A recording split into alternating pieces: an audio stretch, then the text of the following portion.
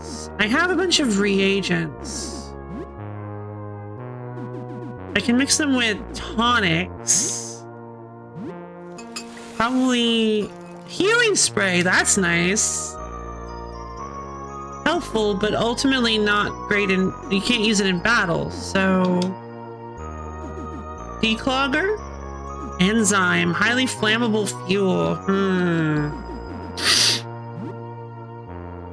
2 acid flasks. Okay.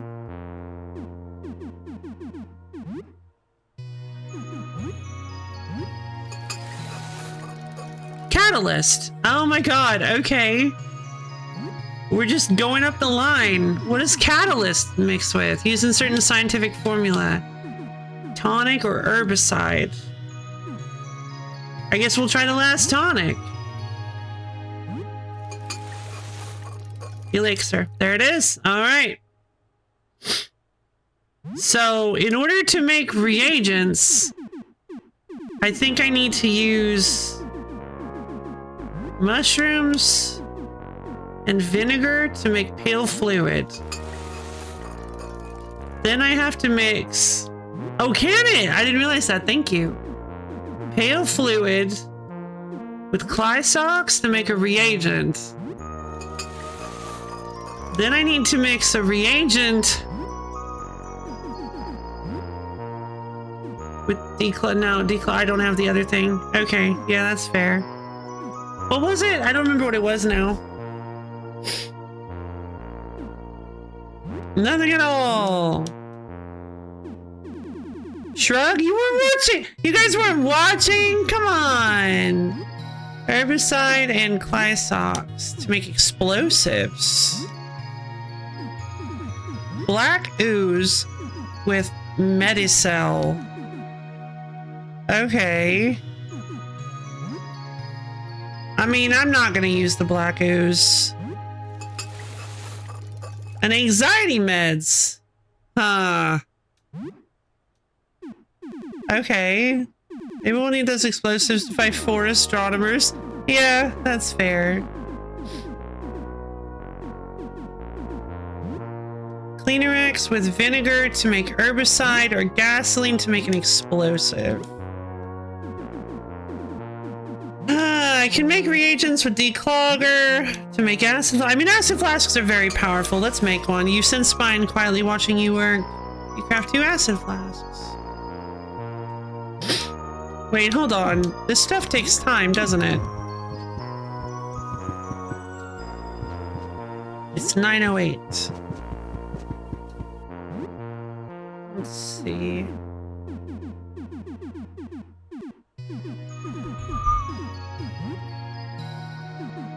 With... Wait, hold on. A mushroom with Medicel? Medication. Okay, no. With vinegar to make pale fluids. Okay. Pale fluid with Clysox to make the reagents.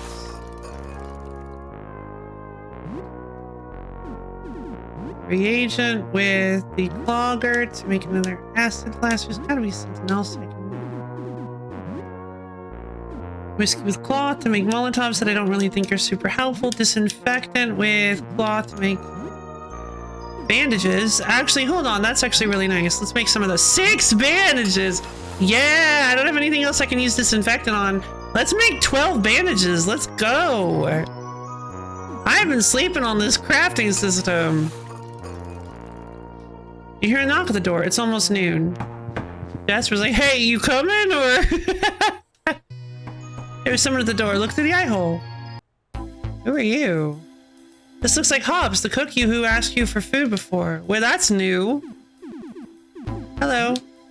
Hey, it's Hobbs again. I need some more help. When you open the door, it's probably not Hobbs. Yeah. Hey again.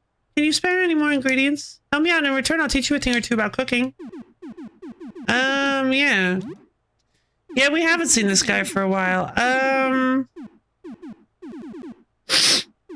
I I've got so much fish. You get frozen fish. You get, yeah, I'll give more. I'll give another frozen fish. I'll give some frozen veggies. I mean, it's the end of the world. Like, why not? Raw chicken. Oh, perfect. This will come in handy. All right, I'll give you some pointers for cooking as thanks. Listen up. All right, I hope that's going to be useful. Your cooking skills improved. I want to help the guy. All right, time to eat. Raw chicken. Right. Why even have the fridge? With frozen pizza. Chicken pizza! You cooked something new. Your cooking skills increased to level 10. You take it with you for later. Right. I forgot how the pizza works. Beef. With frozen veggies. Pizza. Eat some beef with veggies. You share the food with 4 people. Everyone recovers around 103 HP and 56 stamina. You get 2 leftovers to eat later. That's wonderful. Sam, it really said your name. The rat baby thing actually said your name. Not only can it speak, but the first thing it said was your name. You're not sure if you feel pride or disgust, or something in between. Of course you feel pride. It's your baby. It's your baby, Sam. That's your baby.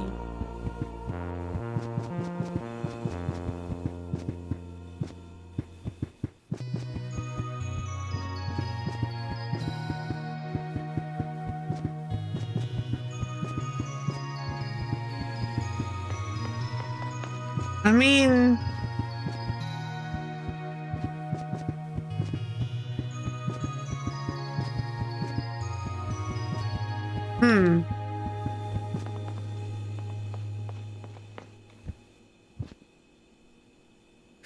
Is that too crass for my...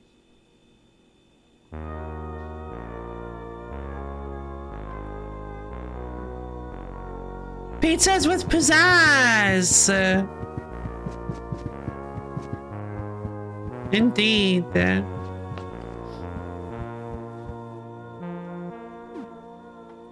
Let Ribbit sleep.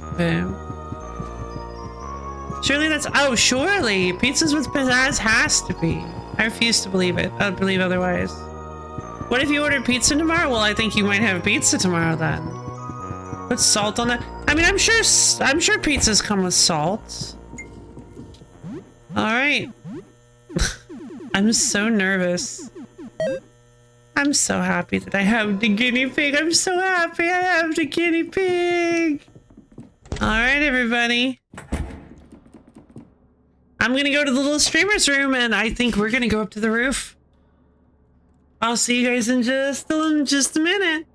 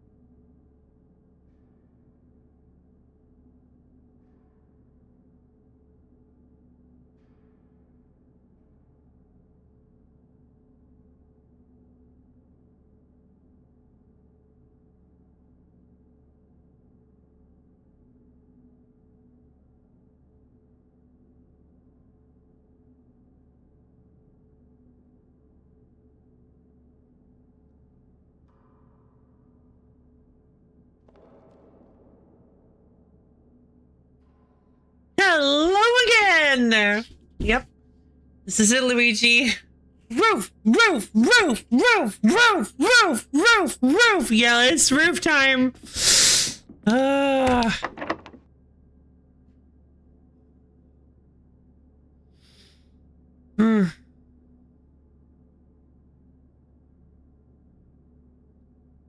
I've been forgetting to put this up.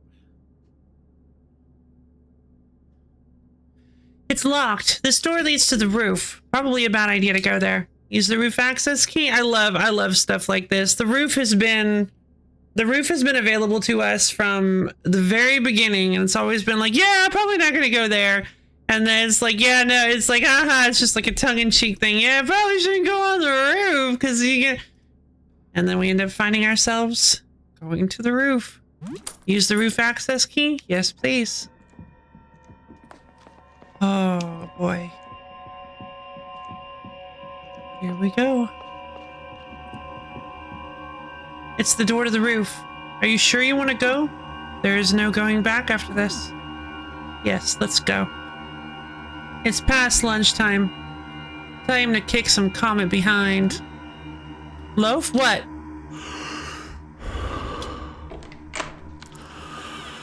Any thoughts? No, none at all. I have no idea what to expect. Oh, man.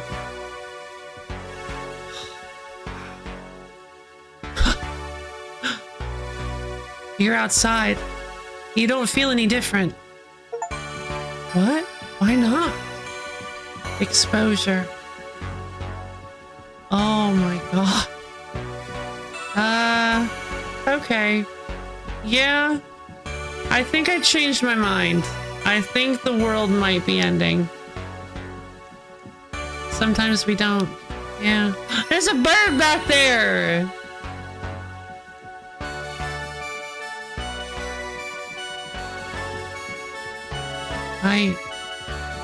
Wow. Oh, hello. Yeah, wow, okay. In the moment of it all. Yeah, I don't know what to think, really. Oh, wow. Big teeth tentacle.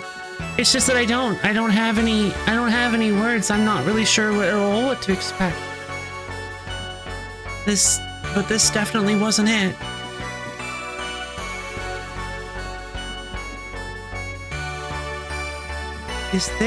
What is this? Oh, yeah. This world is not habitable anymore. I can't believe it! We're outside, but we're still human. Sane! It's working! The visitor protects us. He knows. You excited? We're almost there. Moments from making true contact. I brought a little television here to view the VHS tape you found. Let's see. This is footage of a hallway. Oh no. I failed. I was wrong. Yep, I was wrong. Darn. Why didn't it work? I don't understand. Yeah, you had to kill the hamster, sorry. This is footage of a hallway? No sign of the visitor on this. That's unfortunate. What happens now? I'm scared. We'll be fine, right? Everything's going to be okay? Oh, Beryl. Okay. There's no response from what used to be Beryl. She's biting at the air towards you to force you back, but if she wanted to kill you, she would have done it already. She's become some unspeakable pulsating mass of limbs, eyes, and jaws. Her gigantic green eyes stare at you. Is this an accusatory glare? Does she blame you for this? Looking at her form makes your stomach turn. This is no way to live. What a terrible fate. Maybe you should help, but she seems extremely dangerous. I'm sorry, Beryl. This is too much. I know this is my fault. I hope you can forgive me. Yeah, it turns out Beryl's personhood was on the line.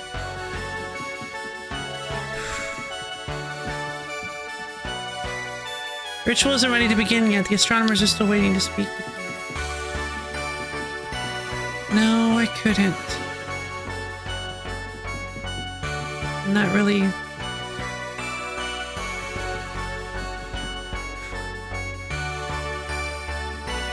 that really guts me. I did. I was almost certain I did it correctly.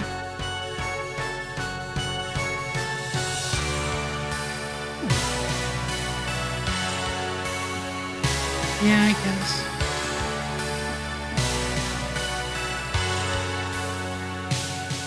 The time of judgment is upon us. I hope we are found worthy. Only a few preparations remain.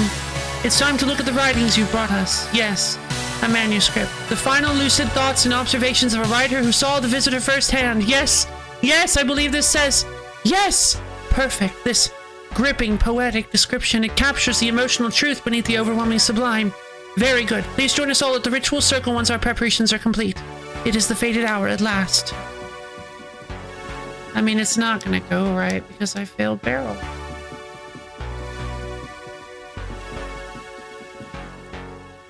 Jeez, look at all these big guys. It's finally time. We're preparing. Oh, I'm shaking with excitement. Within this bag is a painting of the visitor. I know it in my heart of hearts. Yes, this is his form as seen through the flawed human eyes of an artist. Perfect. The use of color. It is beautiful. Phew, this is exhilarating. All right, I'll head to the ritual site. Meet us there once everything is ready. I do not understand what this is. I just don't. Like, why is the visitor... This isn't the visitor. Sybil said so herself. Hey, buddy. Just chilling over there. Oh, yeah. No, I mean, this is an insurmountable monster. Like, this is ridiculous. Greetings, compatriot. The time has come to prepare the ritual. You truly believe the visitor's image should be on this photograph? It's nerve-wracking to look, but I must. Oh, there is something on here. Oh my! It's truly him! A photograph of the visitor. I'm in awe. It's even more beautiful than my dream. Very good. Meet me at the ritual site. I have an excellent feeling about this. Yeah, I had a feeling that there was a chance that it wouldn't work. 3 astronomers have correctly prepared their offerings. Time to head to the ritual circle and begin. I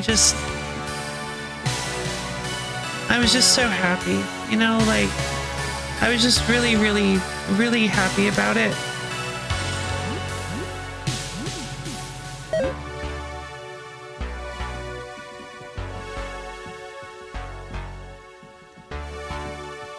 I felt really proud of myself. I feel like that should have... I feel like that should have worked. I think this is probably like the first time in the game that I feel like something like that happened. It doesn't really make any sense for it to not work that way.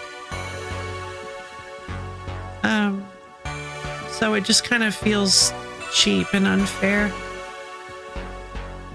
Because there was literally no reason why turning the feed on while the guinea pig was in the seat wouldn't have caused the guinea pig to react. I don't get it. Like, it actually just really kind of breaks my heart because I feel like that really does imply that there's literally no way to save the guinea pig. And like, the only way to save the guinea pig is to just know ahead of time. And it's entirely possible that it's randomized every time. Just so that there is no way to feasibly save the guinea pig. Just the writer saying, do you want the mechanics? Yeah, sure. I'll take your comment about the mechanics of the game. I feel like it's kind of just the writer saying that in order to do this, you have to sacrifice the guinea pig. And that the guinea pig is a necessary sacrifice, an acceptable loss. And I don't accept that. I don't accept that at all. There should absolutely be a way to get around it if you're clever enough. And I feel like, personally, if I was in this world, that would have been clever enough. It would have been a risk. I would have been gambling with my guinea pig's life, but I would have succeeded based on the results that we saw. The correct feed is not an option unless you're flicking through while the guinea pig is in the seat. The channel will just not show up.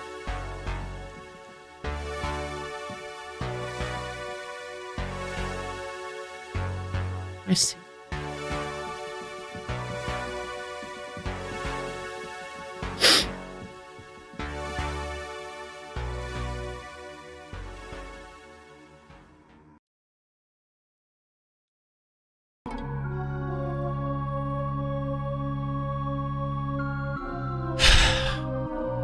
You look up to the sky. All you see is thick, dark clouds above.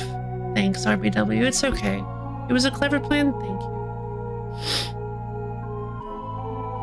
Just... Here we are. Finally, it is time we call out to the visitor. But it's overcast. I can hardly see him through these clouds. Will he see us?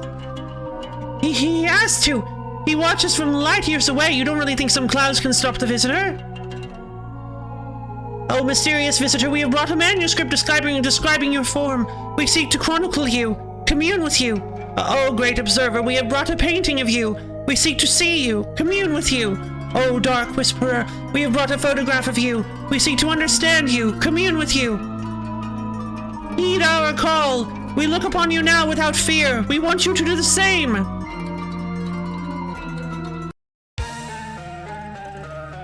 Hi. Yes! His gaze is upon us! Uh-oh. It is time! It is time! Oh, that's so creepy. I feel it. We will ascend! Well, there goes... Okay. Looking. I guess we're looking outside.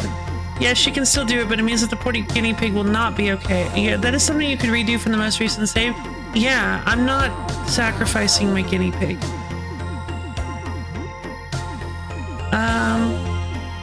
Well, there they go. Alright, Aster. Development fluid on Aster. I suppose I'm just gonna have to deal with the fact that I'm not getting the, perfect ending. Whatever. I mean, Beryl suffers for it, though? Yeah, she does.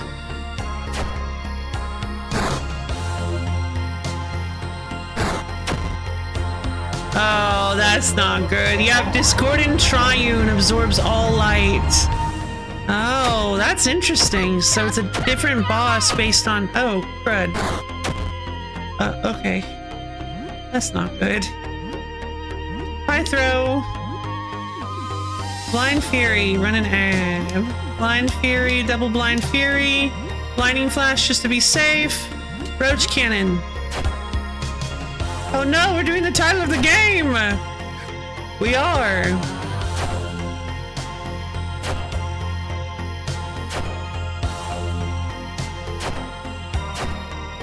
The Discord. Wait, Dan's viewers must all be transforming right now? Yeah, probably. I hadn't even thought about that.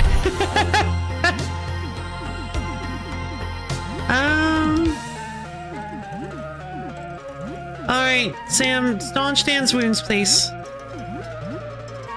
Is this to you? It is fine. It is fine. It's fine. It's fine. Don't worry about it. Why wouldn't it be fine? It's totally fine. You're being silly right now. It's totally fine. Faces with many eyes. I do really like that the Jasper part actually has more eyes because Jasper was already partially transformed. But Aster and Aurelius's eyes are just stretched out mostly. It's just like a stretched out couple of eyes. This is pretty cool. Painful stab, please.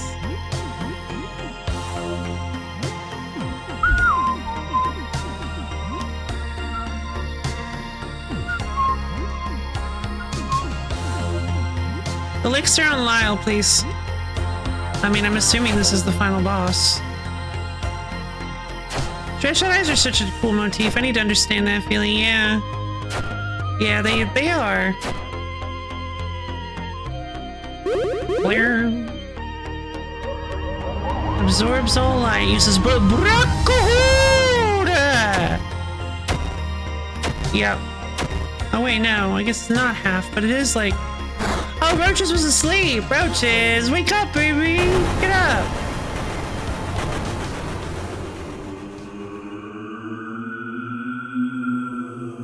you Discord and drive you, and I can talk really quickly now. Sorry.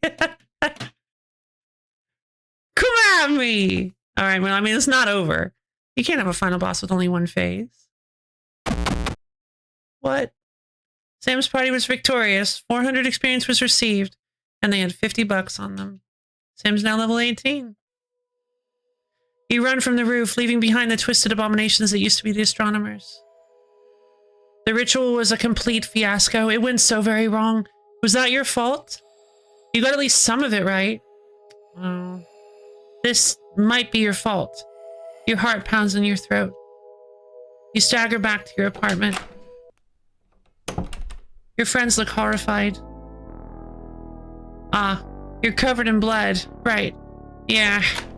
You rush to the bathroom to wash your face. You're seeing double. You feel cold. Your heart races.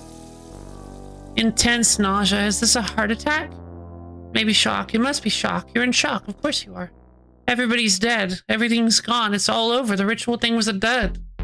The people who knew the most about this thing are all gone or have lost their minds. But at least you're unharmed. Uh-oh. But you're not unarmed. Got more arms now. Or not. Crud. No. Calm down. You are fine. You're okay. You're not losing. Oh, right. My arm's back. I didn't even notice that, actually. That's so funny. It didn't even occur to me. You're okay. You're not losing your mind. You're okay. Of course this would happen. You've been on the roof. On the roof. You even looked up at the thing. That was so stupid. Why did you do that? Okay, chill. This isn't so bad. You can work with this. It's, I'm turning into a gazer thing. Oh, it's bad. Oh, no, it's getting worse. Oh, no, keep it together, keep it together, keep it together. Is it getting worse when you lose your cool? Whatever you do, don't lose your cool. Stay calm.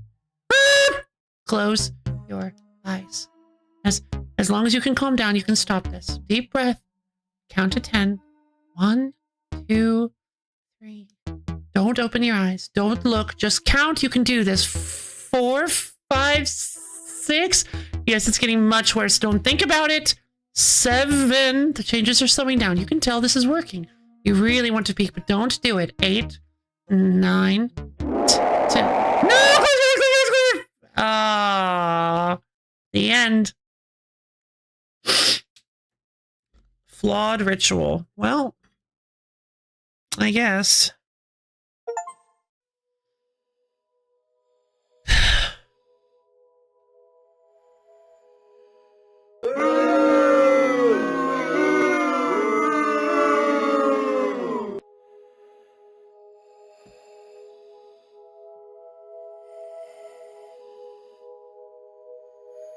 I will do some very bad things now.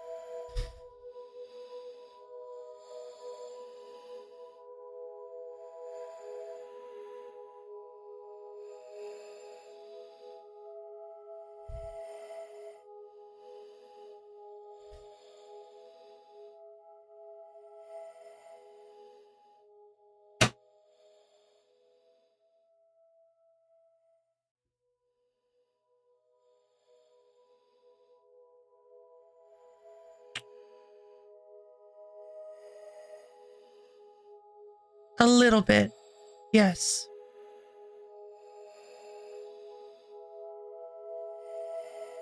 I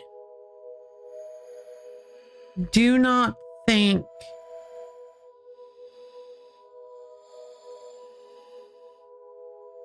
I do not like the videotape segment of this game. I think it speaks to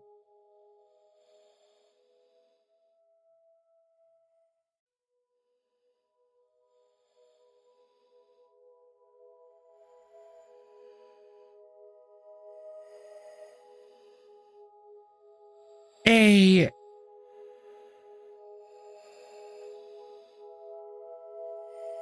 let's see. Everyone help us on last minute play testing feedback. Tim challenge on the air, showing music. And running the game jam this game was originally made for. Oh. All the people who show up at the dev live streams and show support for a bunch of last minute scripting help. The game launched. Oh, that's wonderful.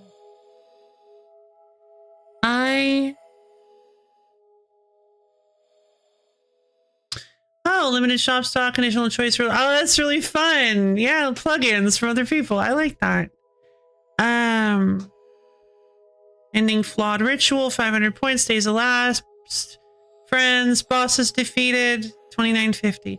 I had more than 4 friends. Why didn't Sophie count? Game mode normal. Multiplier 2 times. Final score 5900. Your rating A. Okay. Well, I guess that's kind of cool. Complete the game with a rank of at least A.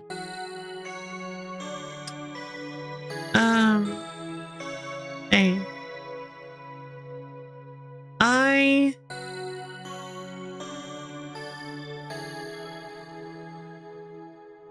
I think I'm about to say something, I don't know, that might be kind of mean. Maybe.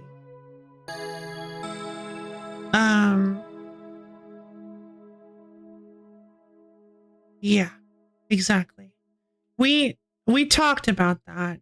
We did discuss that Lyle was able to work with the picture because Lyle knew how to not look at the picture. So we came to the agreement that the only thing that really makes sense is that if you look at it again, which saves the guinea pig's destiny.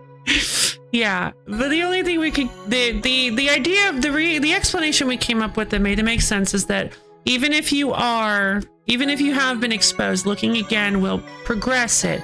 In fact, I do believe that that there is reasoning behind that, where I think there was a character that talked about looking outside and feeling like they were fighting looking outside again. It's like I think Sybil mentioned something like even if she did look outside, it wouldn't like end anything, and then she'd have to like grapple with the urge to look outside again. I think Sybil mentioned something like that. So like Sybil at the very least seemed like she understood that looking again was that it would actually progress the mutation. The issue I have is that it doesn't make any sense. It doesn't make any sense at all. This game is such a meticulously crafted world with very, very like incredible nuances and detail and all sorts of cool little things. To have a moment where you hand of God a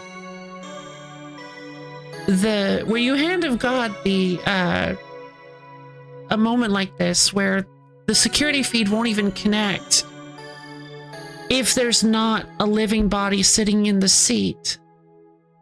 You could argue, thinking about it now, you could argue that it's the will of the visitor. That in order for the feed showing the visitor to show up, that the visitor willed that it was impossible unless somebody was actually observing it. I suppose that could be one of the points of this, is that the visitor kind of doesn't exist without being observed. I hadn't considered that. I prefer that interpretation. I think I prefer that interpretation to the other interpretation, which is very uncharitable, that for some reason, completely out of character, feeling completely out of character, the writer of this game decided that they would put in something that was just fundamentally unfair. Not everything's perfect. Yeah, exactly. I prefer not to just assume that the author put in a railroady moment that is just fundamentally unfair. Now, you could argue that they have done this in the past with the rat baby thing. in order to get all of the planetarium discs, in order to progress, you do need to either sacrifice your arm or sacrifice the rat baby thing. But it makes more sense to me simply because it is a character that is doing this. It is the, well, sort of, it is the mouth. It is the mouth that is saying, I hunger, I am powerful, I'm not going to let you leave unless you feed me something. It is an actually character-driven thing. It is kind of fundamentally unfair, but in a way that actually makes sense, in a way that life is sometimes unfair. But with the video, just fundamentally, like just like a natural kind of unfair. It's just like sometimes people will put you in situations that don't really have a right answer, and you just have to handle it. Like, it stinks, but yeah. And you just make the best of it. But in this case, with the fact that it feels like there's no actual force behind it, it just feels like railroady game design. It makes the game feel more like a game. And up until this point, the game hadn't really felt like a game. Regardless of the fact that there are game mechanics, that you do go into a turn-based combat system, this game still felt like not a game. It felt like an experience. It was so, like, it's a little bit cliche to say, maybe a little bit cringe, but it was immersive. It sucks you in. It pulled me in. It had me feeling like I was in this situation. Multiple times I've gotten really, really emotionally invested, which is why when I'm forced to take an action that feels completely pointless and has no easily identifiable reason as to why I would have to take that action, it really takes me out of the game and really hurts. It hurts a lot, actually. I really like this game and I want to love it. I want it to be my favorite game ever because it is amazing. But that one decision really, really feels mean-spirited and cruel. Like, forcing me to sacrifice. The game already gave me a choice between sacrificing a piece of me or sacrificing my baby. And then you're going to do it again. It was a risk, but it was lovely that it showed. Thank you. Like, why give me a situation where I can choose between the rat baby thing, is sacrificing an innocent creature, or sacrificing me, and then have that same thing happen again later in the story, but force me to sacrifice the innocent creature. Not even give me a choice. I'm not even allowed to cut off my other arm and put it in the chair. Just have it look at the channel. It feels odd. It feels strange. I don't know why you would do that. I know the guinea pig doesn't have any mechanical significance. You just play with it, but it's still a living creature. I still care about it. And it's been it's a creature, it's a little guy that's been with you from the very beginning. From the very beginning of the game. The guinea pig never asked for this. Ugh. But also, I'm not satisfied. You can email Frankie about it? I don't know, I'm too sorry. I'm too shy.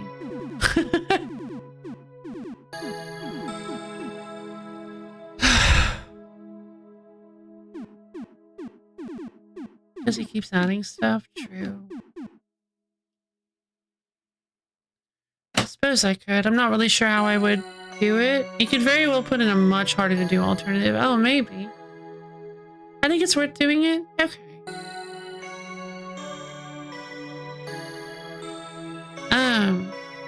Alright. If anything, yeah. I mean, yeah, it's just an email, right? Make a clip of this moment and just send that over. Okay.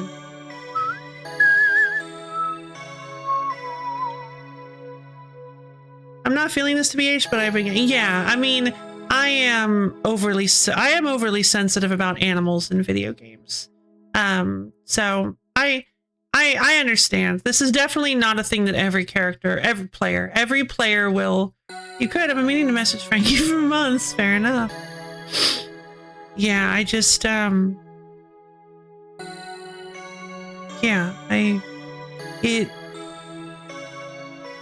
it's just that the guinea pig. The reason why I say this is there's much extra content. I see. Interesting. Worst that can happen is they say no. No knows nothing about Frankie. All right. True.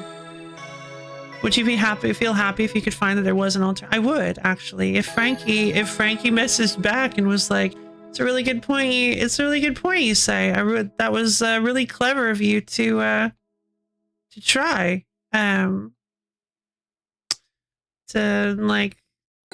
But here's a hint as to how you can actually save the guinea pig. That would be really cool. I'm also I'm not satisfied with that ending in any way. So yeah, it's worth telling you that you loved the game and that you were really unhappy to find that you couldn't save Cinnamon. The guinea pig's name is Cinnamon? How did you find that out? Oh, Cinnamon. I love the name Cinnamon. What is with people naming guinea pigs after spices? I had a guinea pig named Sugar.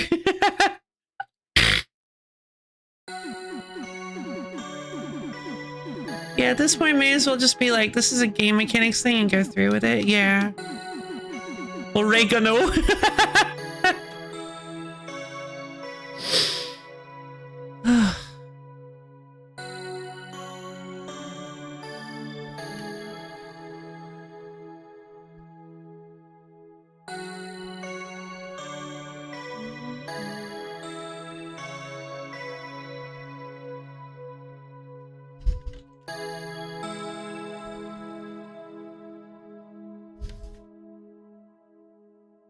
What is this? Underline? No.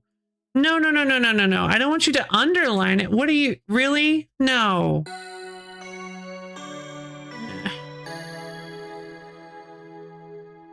Oh my god. What? How do I get rid of this?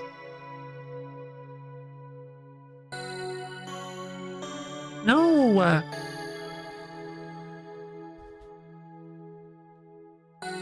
No! Oh my god. Okay, well, I just have this line here forever now. Okay, there we go.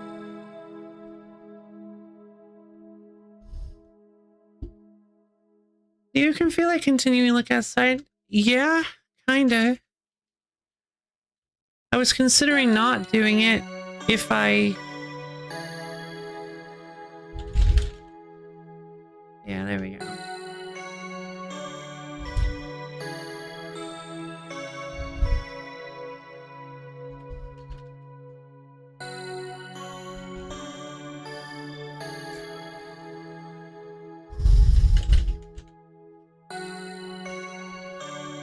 Let's see. May I reveal a secret in the game? I suppose. I mean, we beat the game now, so... I suppose I wouldn't mind. I mean, we finished the game. I still feel like... Did you know that there's a fourth? I didn't. I didn't know it was going to be that big. I've been avoiding it. Yeah. Oh, totally different secret? Oh, okay.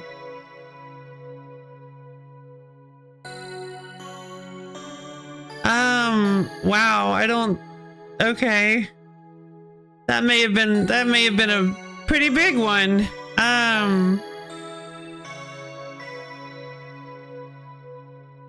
There's so much stuff there, yeah. Nah, it's fine. Okay.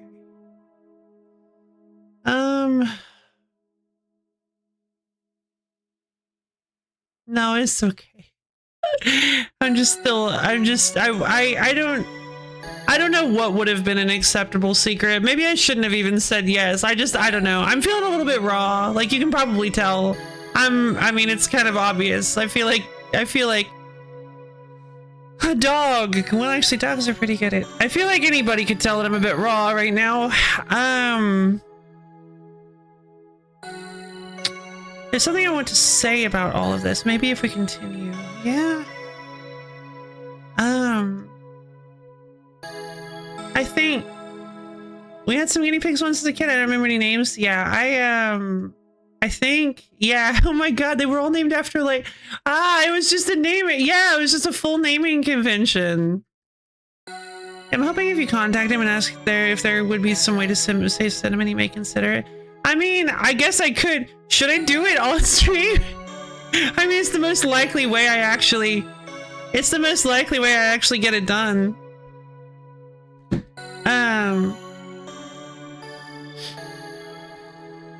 You could. Alright. Where do I find Frankie's contact information? Might as well. I can just say no or not respond. Yeah, it's true.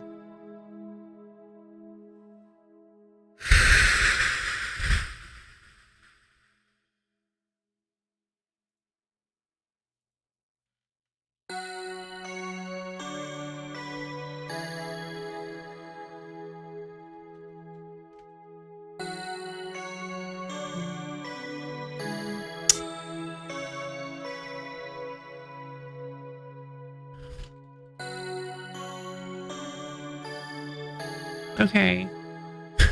I'm like, please.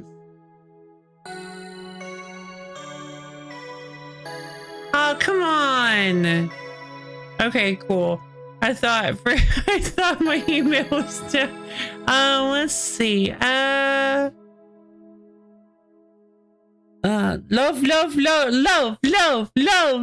Thank you, Misha. I'm so happy. Thank you guys for believing in me. Going forward, something chill like potato flowers or Helen's Mysterious Castle might be a good option. You could be right, for sure.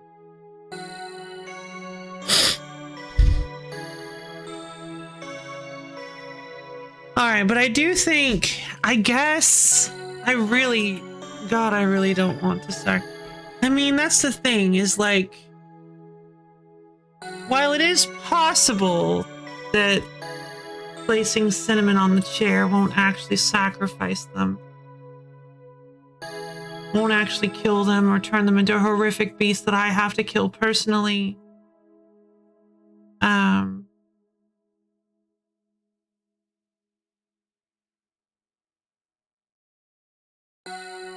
I feel like you guys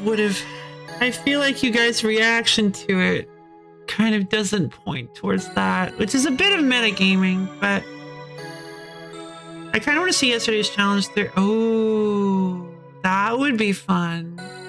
It would just change them. You'd think it would just change them.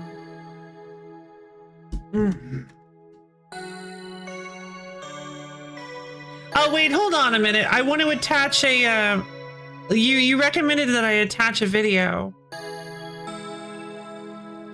That I attach the video. I can't actually do that while I'm streaming.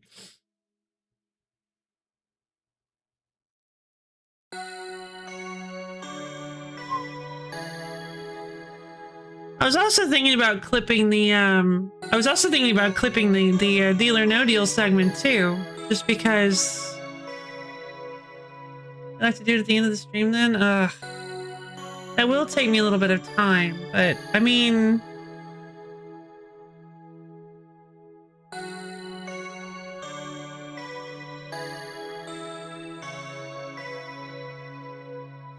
yeah. I just want to like lay down on the floor and not do anything. I just want to like not have to do anything at all. I just want my to-do list to be cleared. God. We can't edit here. No, we can't. No, it's not possible.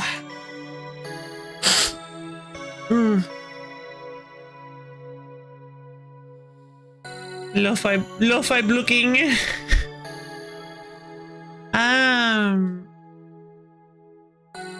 Yeah, no.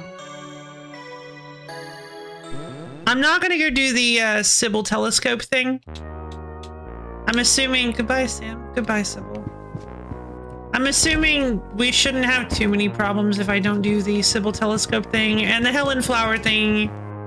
Yeah, Blue Sky seems like no one has email. Oh, but I don't have a Blue Sky. And wouldn't that, can I do it and can I do a DM on Blue Sky? Yeah, let's just get to it. First I gotta go track down Beryl so that I can take the, You can DM yet? Okay, cool. I gotta get the tape back from Beryl.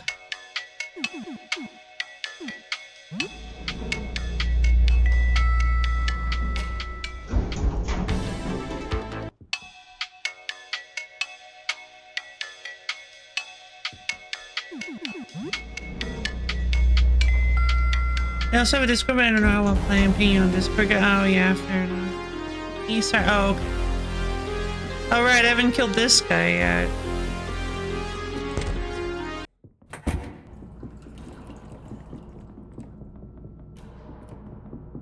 Wait. Alicia!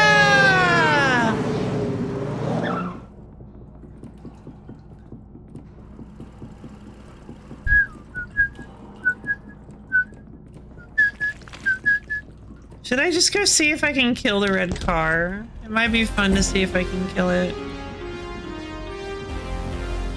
It's the last day on Earth. Let's just Groundhog Day this. It'd be so funny. Well, hey there, any luck? I would like the offering back. Oh, well, I guess you're gonna help me find another one, right? I'm such a goof. I need the discs to get in. I was like, I don't need to use this. But I need the discs. Also, I don't need the discs to get into the basement. Oh my god, I'm like... Oh, that's the same sound effects used at the end of Let's Hop on All the Cops Show Up to Dean Cheeser. Oh, that's fun.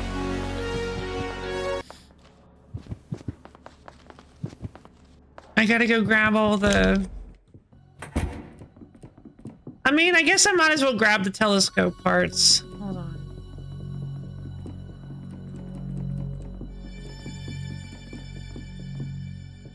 No. Yeah, I got confused. I was suddenly trying to find the I got Sybil's apartment and the plant apartment crossed in my head.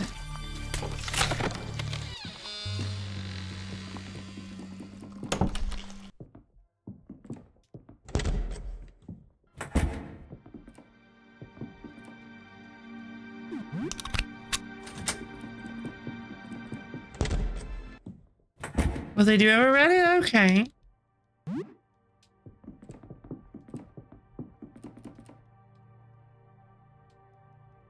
Must never be learned by anyone else. The world is in danger. Know what I've learned. They must never know or the world will die. I haven't cried in a long time. Okay, well... Jupiter disk, Saturn, Uranus, Neptune, Mercury, Sun. Oh, that was actually generating light. That makes sense.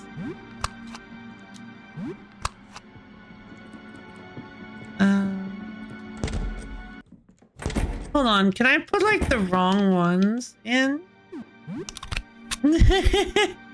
Whoa! That's cool!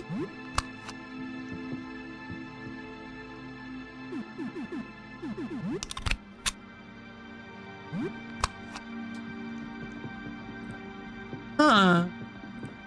I wonder if there's like a secret pattern you can make by putting the wrong things in. Earth is the center of the universe, so...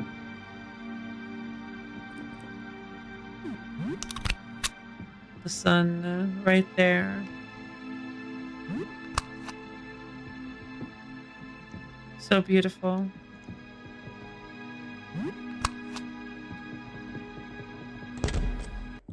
But yeah, I guess Sybil is worried, correctly or not, that she called it here.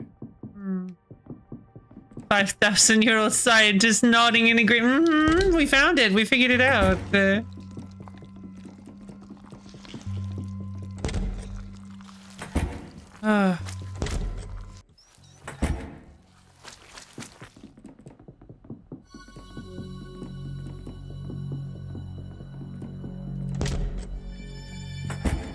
Yeah, I don't know. Putting my emotional reaction with...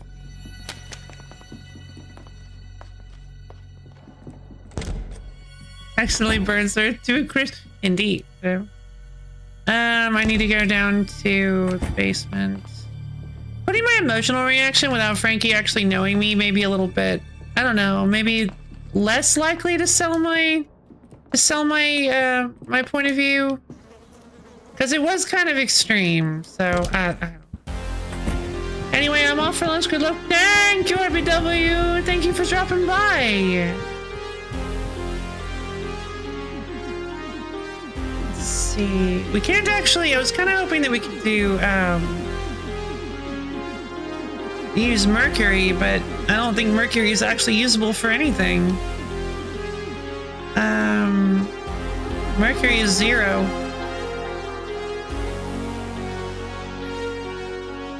I was thinking we could do Mercury and Venus on one side, but then we don't have a 10 on the other side to do negative with, so there just really isn't any way.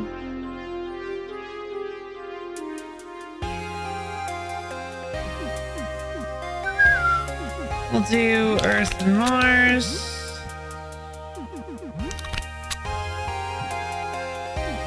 Sun in the negative disk.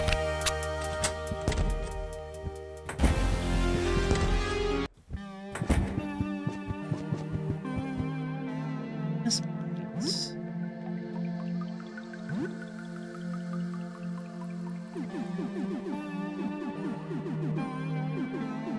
Hey, Cinnamon. Love you, Cinnamon. Oh, you probably found out the name, because when you have to inevitably fight Cinnamon, it probably tells you.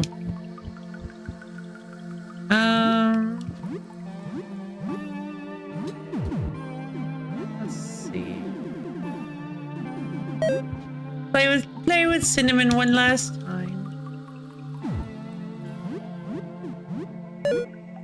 Guinea Pig is too exhausted to play more. I mean, this is my last gamble. Loaf's last gamble.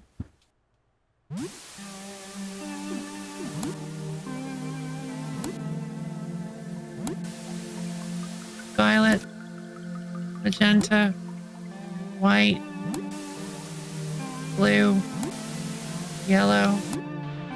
There it is.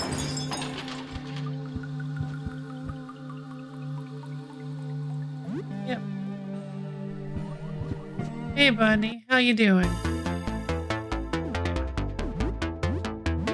Yeah, there's Cinnamon. Bye, Cinnamon.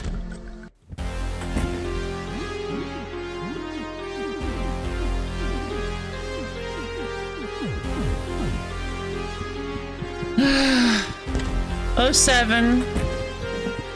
07, Cinnamon. I started to.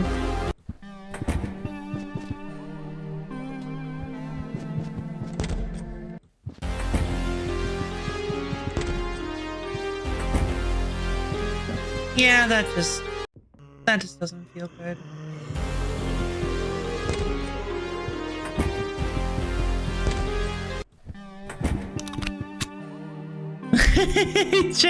That's why it flashed white. I thought it flashed like a little like a little camera flash, but it briefly became a lock for some reason. Alright. At least you don't have to fight him. Yeah, at least I don't have to fight it. Yeah, just the suddenness too. It just feels so...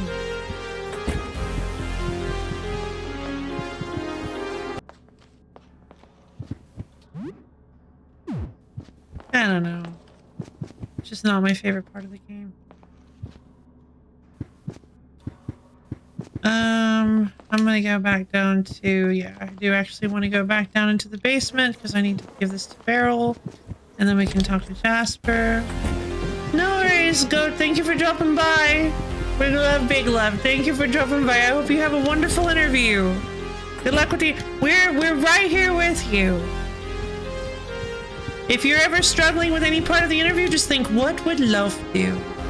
And then do the exact opposite. And you'll be fine. Just let Cinnamon calm down. You can play with some more after that. Yeah, Cinnamon just needs to calm down. Yeah, that's another thing that I would have liked. That's another thing that I would have liked is the fact that you can only play with Cinnamon once a day as well just feels kind of like there must be a reason to it, right? So my thoughts were that if you played with Cinnamon until they were exhausted, that when Cinnamon transforms, one of two things could happen. One, they could just be too tired and just be like all sleepy because they just can't. They're still exhausted. They've also been transformed now. The other thing that I was thinking of, because from what we've seen,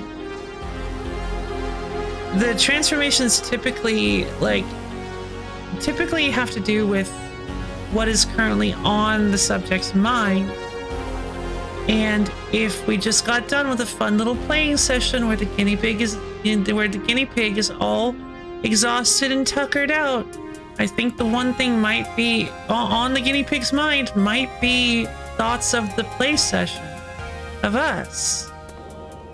So I would think that if you went through the trouble to actually interact with the guinea pig rather than just seeing it as a useless key item or just never even thinking to interact with it, then you would be rewarded by having the guinea pig be an ally of some kind, or at the very least neutral.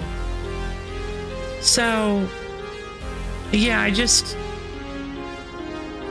I feel like this whole CCTV thing is like the worst part of the game. I've experienced some really strong emotional reactions to certain things that happen in the game. Ernest's death hit me really hard. Let's see, the entire mushroom section, because personally that's a subject matter that really hits me, that really bothers me. But it's not badly done. It's just upsetting and frustrating in a way that still works because it makes sense. I don't like it, but I don't think it was badly done. This guinea pig section, I just feel like was kind of badly done. I'm sorry, that's mean of me to say, but I don't like it. I've actually seen some really lovely alternate timeline Vincent fan art where Vincent has kept some sanity and is spending his own 15 days playing video games with a slightly different changed Cinnamon. Oh, I love that.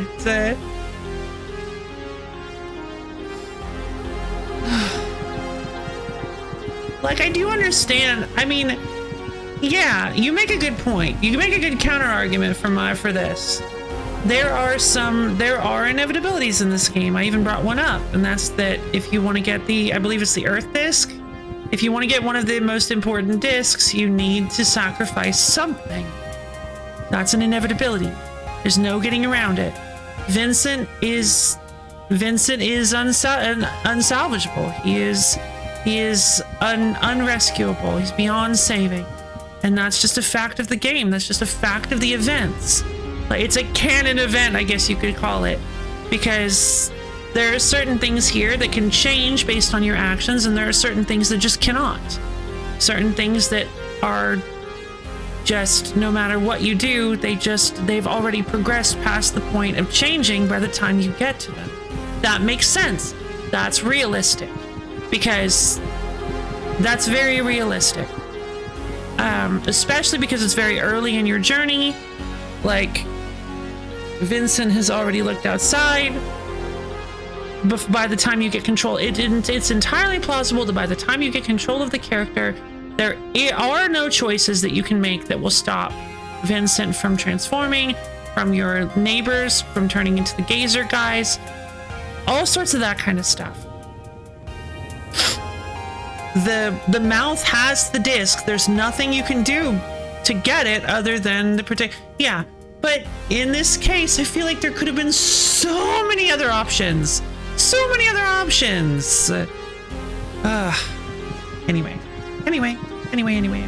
Hey, Beryl, I've got the tape. I have an offering. Yeah. I found the CCTV recording. Is this it? Is this what I can't believe it. Thank you. Thank everyone. This is an offering. Talk to Jasper. Yeah. I need to find that artist Vincent works again. One of them was very emotionally charged in a way that feels informed. It was really good. Oh, fun.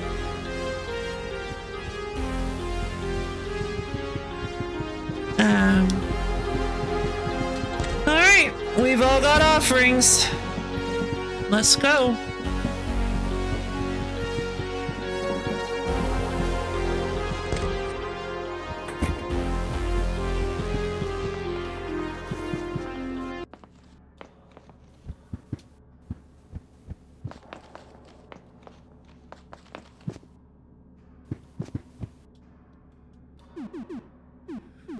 I left Earth. This game does a lot of things. Naturally, I can't fully speak of its full shape. Yeah. I mean, it's kind of, yeah, it is kind of one of those things. It's an extremely, it is a,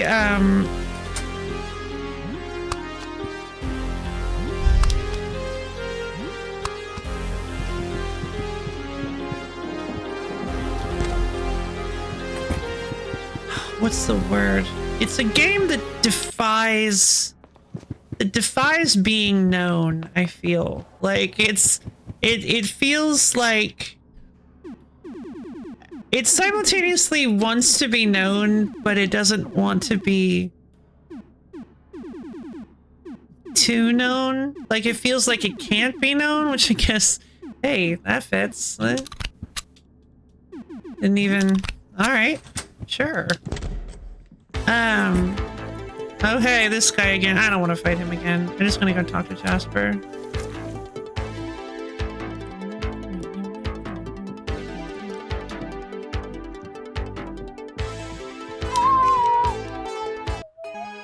Hello again, the end is drawing nearer. With everyone is ready. Indeed, we have everything to begin our ritual.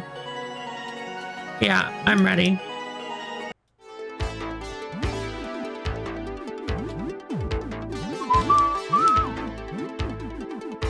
Dark robes. A gift from the cultists. They do call them cultists. All of the candy for him.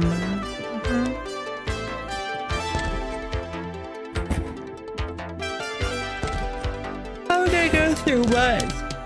Oh, so I never found the other iris. I didn't find the other iris. Anyway, there's a lot of stuff I didn't do in this particular timeline, but I need to see what the true ending is. It's an astrology cult. An astronomer cult. Astronomer is a little different. Very scientific. It's an astronomy cult.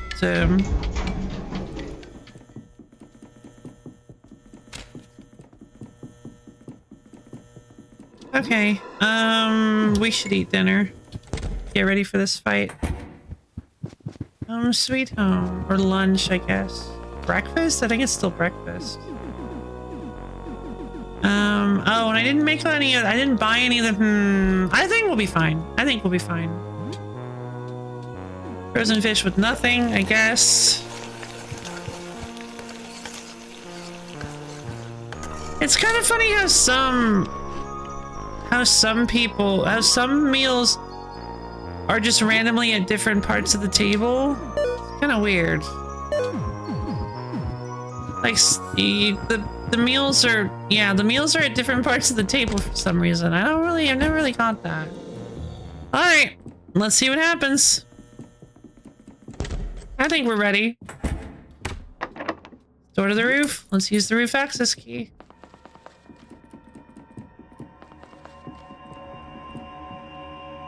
It's the door to the roof. Are you sure you want to go? There's no going back after this. Out we go.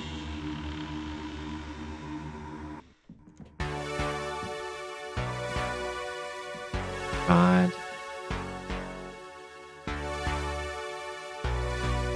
I mean, it's such a fantastic reveal, right? Like, it's beautiful. It's a beautiful skyline. It's just like it's simultaneously gorgeous, but also like heart-dropping, where you realize, oh wow, yeah, no, this is much worse than we thought it was. Everything's just falling apart. This is not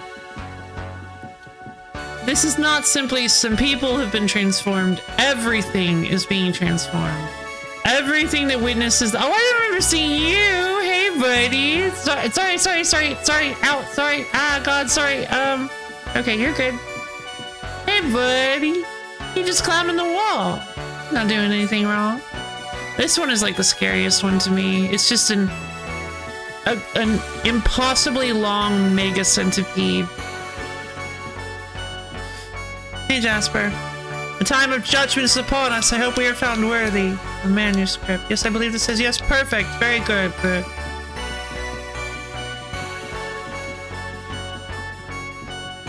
Where? Yeah, I don't know. It's kind of hard to see. Silly Billy. Visitor protects us. You excited? We're almost there. Moments from making true contact. I brought a little television here. The VHS tape you found. Yes, this is it from my vision. This is exactly right. I knew it. I knew my vision was true. I'll head to the ritual. Meet us there when everything is ready. I can't wait. I do actually like that the transformation focused heavily on Beryl's eyes. It actually did mention her piercing green eyes. I rather like that, because their eyes are like the most distinct part of them. Greetings. Truly, oh, there is something on here. Oh my, it's truly him. Wait, am I wearing? No, I thought for a second I might be actually visibly wearing the dark robes. Beryl, my pal. I'm glad I saved Beryl. What? Oh. Gotta get past the bubbly tentacle. Bubblycle.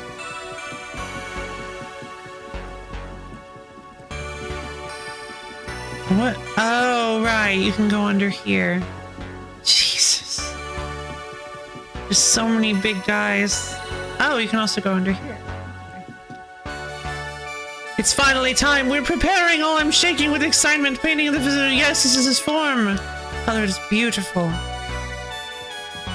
Like, all former astronomers have correctly prepared their offerings. Time to head to the ritual circle and begin. It's so weird to me how all of this works. This is so strange. Like, the visitor is clearly allowing this, but why? I think I'd become a bit big. I think I don't know. I have no idea. You look up to the sky. All you see is thick, dark clouds above. Here we are. Finally, it is time we call out to the visitor. But it's overcast. I can hardly see him through these clouds. Will he see us? He has to. He watches from light years away. You don't really think some clouds can stop the visitor? Let's get this started then. Oh, that's funny. Beryl's is the least informative. Oh, mysterious visitor, we have brought a manuscript describing your form. We seek to chronicle you, commune with you. Oh, strange voyager, we have brought a recording of you. We seek to document you, commune with you. Oh, great observer, we have brought a painting of you. We seek to see you, commune with you. Oh, dark whisperer, we have brought a photograph of you. We seek to understand you, commune with you. Heed our call. We look up upon you now without fear. We want you to do the same. And it's just the whole sky is a giant eyeball. Yes! His gaze is upon us! It's just a blessed day, joyful day. It is time. It is time. I hate that you can actually see Aster's mouth. I feel it. We will ascend. Okay. I don't think they can actually do anything as it stands. I guess I'll just let it happen. Everybody gets a mouth. Oh yeah, I see. Yeah, I see their mouths. Jasper's is just a little more. Should I just guard, or should I actually... I don't really think attacking really does anything.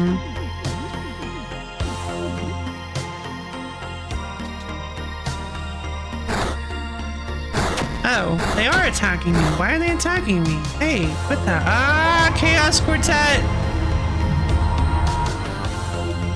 It's spinning.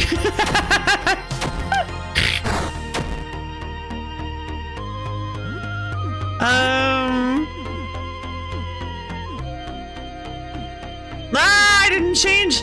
Darn! I didn't change Sam's weapon, so I can't use.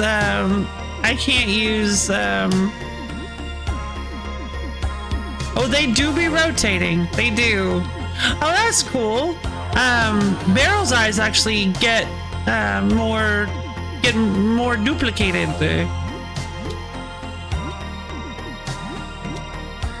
Of course. Oh, I missed with the pie.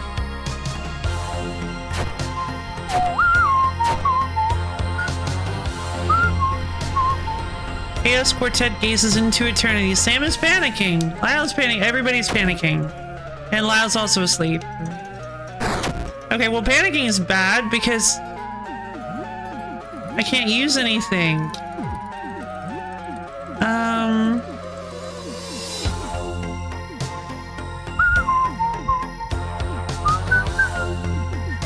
Anxiety meds on Sam. I guess anxiety meds on Dan. And then anxiety meds on Lyle. Another roach cannon.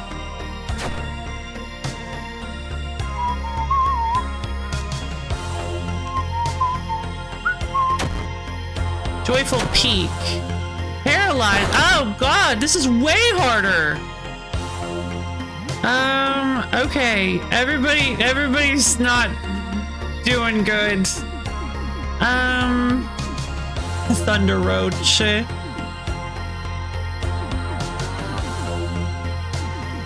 Another roach cannon. Teamwork. Yeah. Sam's unconscious. Black hole. Black hole. Oh god. At least Roaches is effectively immortal. Okay, cool. So for every action they get, Roaches gets to heal up a bunch. God, so Roaches is so ridiculous. Stimulant.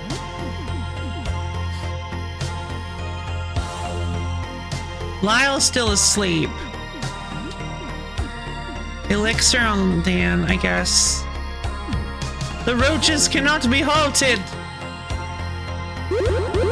Does feel a little bit of a waste to use an elixir, but since Dan actually still had basically full SP or stamina. I need to blind this thing. Pie throw. Blind Fury. I didn't reload the Magnum. I'm just gonna go Blind Fury then. Oh no, Roaches is paralyzed!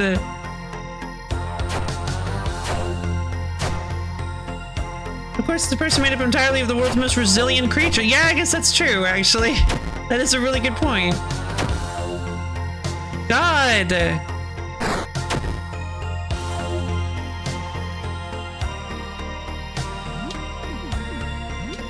Okay, staunch wounds on Lyle, I suppose. Lyle's paralyzed. Lyle's not having a great time. Lyle's not able to contribute much to this fight, but that's fine. Roach's acid arrow. No, Thunder Roach. I'm gonna try to paralyze. Nice!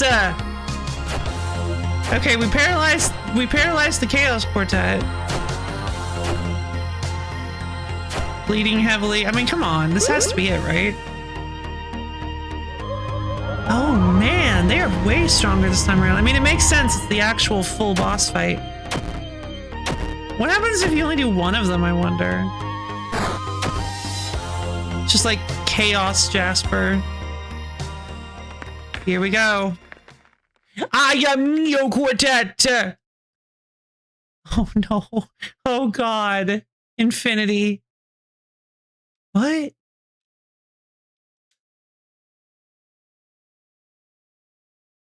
Oh. We are so sorry, Sam. We didn't mean to attack you. We lost ourselves and attacked a friend. Shameful. Now listen very carefully. We can retain our sanity for only a moment, 10 seconds at most. We have slowed down our perception of time to make the most of it. You are in the eye of the storm, Sam. Human minds cannot inhabit such an absurd body without coming apart. When we lose control again, it will be for good. Once this moment ends, we will obliterate you. You will need to run away. You cannot defeat us. But before you go, ask us anything. This is humanity's last chance to understand what happened. Do not waste it. What do you want to know? Oh, what, where, how, why is can? Oh, man. Can the world be saved? The world as we know it is over. Maybe in thousands or millions of years, something resembling humanity can flourish again. But unfortunately, no, we cannot save the world. This is the final moment in history. Ask more questions. We don't have much time.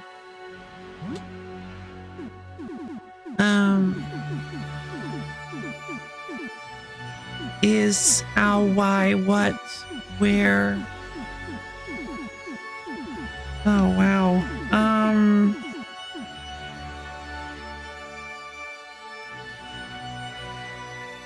Can I commune with the visitor is an interesting one.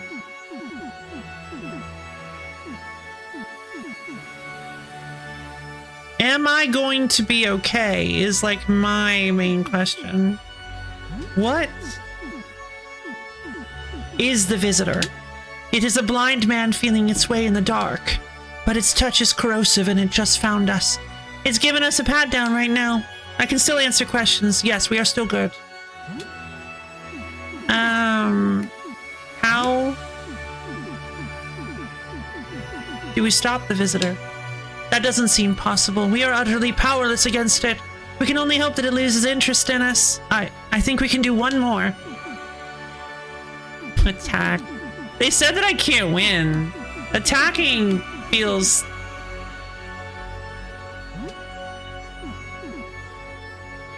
Why am I still human? I don't think you are. No, you're definitely not. Sorry. The changes will come all at once, very soon. You should run now. You don't have much time left. You run from the... Whoa, come on! You run from the roof, leaving behind the angelic abomination that used to be the four astronomers. Over the course of 15 days, the world, as you know it, ended. The true death toll can never be known, but 90% of humanity is wiped out in half a month. The angelic abomination that the four astronomers became are responsible for the vast majority of the death toll. They fly through the sky screaming, leaving death and chaos in their wake. Their victims are siphoned into them, leaving piles of clothing behind. Jesus. What remains of humanity is utterly powerless against them. They rule over the earth unopposed. There are some who, in their despair, offer themselves willingly to them. They hope the angels' victims are not obliterated, but rather ascended to a higher state of being. Perhaps they are taken to a better, kinder world, a paradise. Although you have obtained some answers from them before they lost themselves completely, these offer little comfort. There are many mysteries that will forever remain unanswered. One mystery in particular still eats at you. Many completely vanished on the final night of the disaster. Your neighbors... raptured into the McDonald's play tubes. You're so awful. Your neighbor Sybil was among them. The door to her home was left open.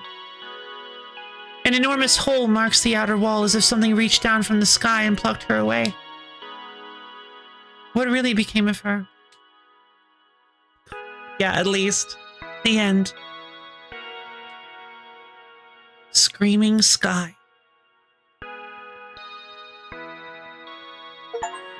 Huh. Ran from the Exalted Four. Oh, Oh, it's the theme song.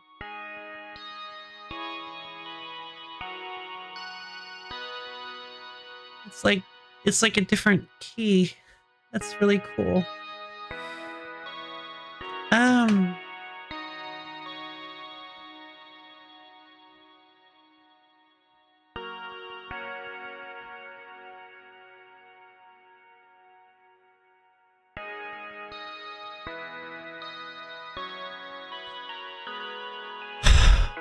I don't know how to feel about this.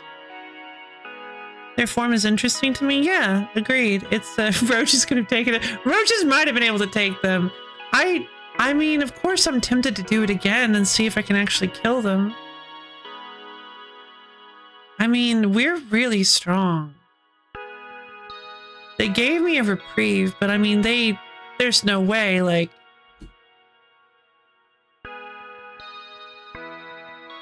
And have really good gear.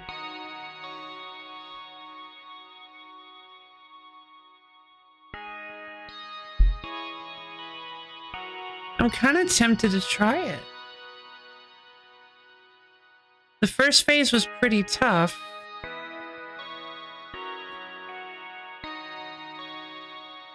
But I could potentially heal up and then go talk to them.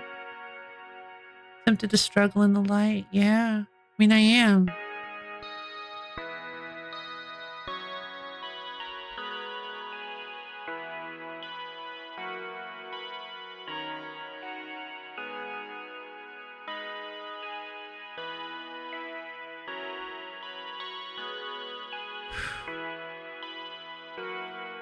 Just...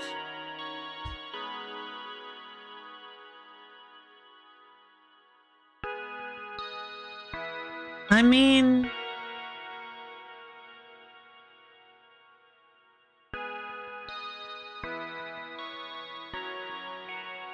Yeah. Like...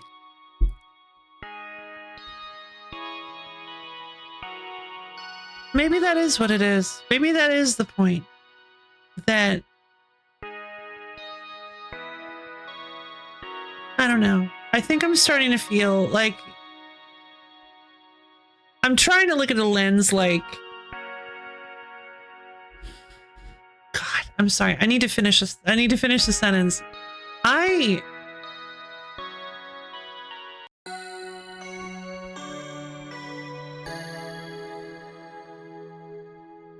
I think I'm starting to understand a little bit more why Cinnamon has to be sacrificed.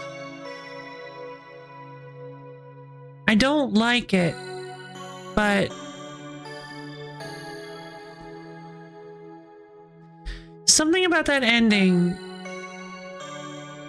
I don't want to admit it, but something about that ending did kind of make it, I don't know.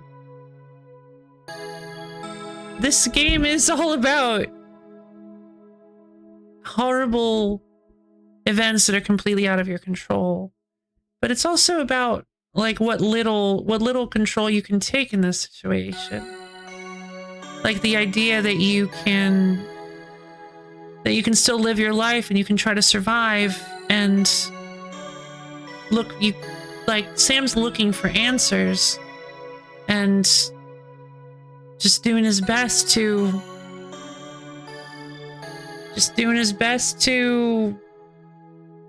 survive. But then the ending, we grasp what little answer Cinnamon was a friend. That didn't change. Yeah.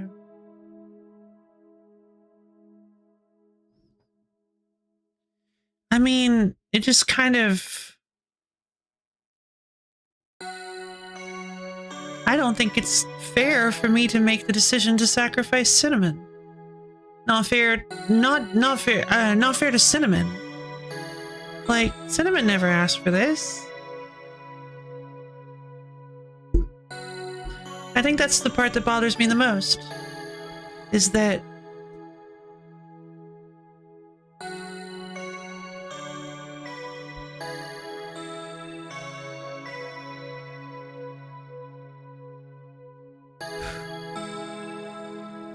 when given, the game gives you an option to, earlier in the game, you get an option to sacrifice either sacrifice either yourself or someone else. And I think I don't like forcing, or somebody who never asked to be in this situation. I just feel like it's so cruel. It's a cruel decision. But also, you don't have to do it. The cult is not the only way to interact with the game. And I guess, like the whole Vincent thing, I guess you could say that Cinnamon transforming is also just unavoidable. I don't know. I'm not really sure how I feel about it now. That ending made me feel kind of weird. Like, you tired? Yeah, I kind of feel tired. But also, yeah, this game has just taken a lot out of me in general. But thank you. Like, this game is when you're actually the one in here, like, making the but thank you, having to make the decisions and having to deal with the fact that you are kind of deciding who lives and who dies. It just feels so big. Like, it just feels too much to hold. Like you're trying to carry an ocean in your hands. It just keeps spilling out. There's no possible way to hold that much. It's just very overwhelming at times.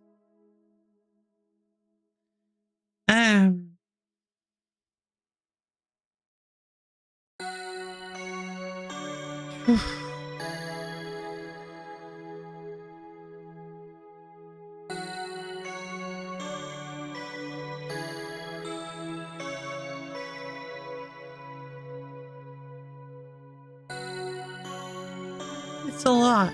It is. Especially when you, like, I think it kind of said, I'm feeling a little inkling of something start to grow, an idea that I hadn't thought of, but the fact that you can, it's actually very,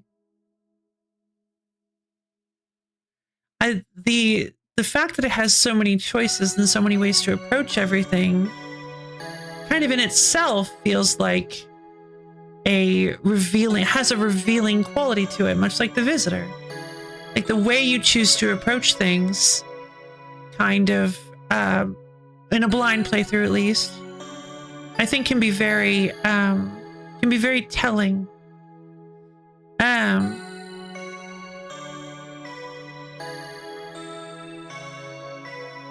I heard it. There's a phrase from a video essay I heard once that I really like. That I'm going to paraphrase for this. I think personally, it is impossible to actually engage with Look Outside without leaving a little bit of yourself on the table. And because it just, like, to actually engage with it, it's just a really raw emotional piece. It is. There's so much to it, and I think I'm drained, you guys. It just occurred to me. I think I am drained. I want to experience more endings. I want to play around with every ending I could possibly play around with. I want to know what the true nature of the Visitor is. I want to force Sybil to tell me. I want to try to kill the Screaming Sky, the quartet. I want to, like, I want to know being changed. How fitting. Yeah, exactly. And without it, influencing you in a way. Like it's just, yeah. I mean, I feel a little bit changed by this game. I do. I feel like I don't know if I've really ever thought about a game and the implications of its writing and setting and everything as much as I have this game. I don't know if I've ever played a game that's affected me quite this much. I will say Rain World was close. I want to know. Wait, that's the wrong one. That's the Fukoke. That's the Tarzan song. I'm sorry.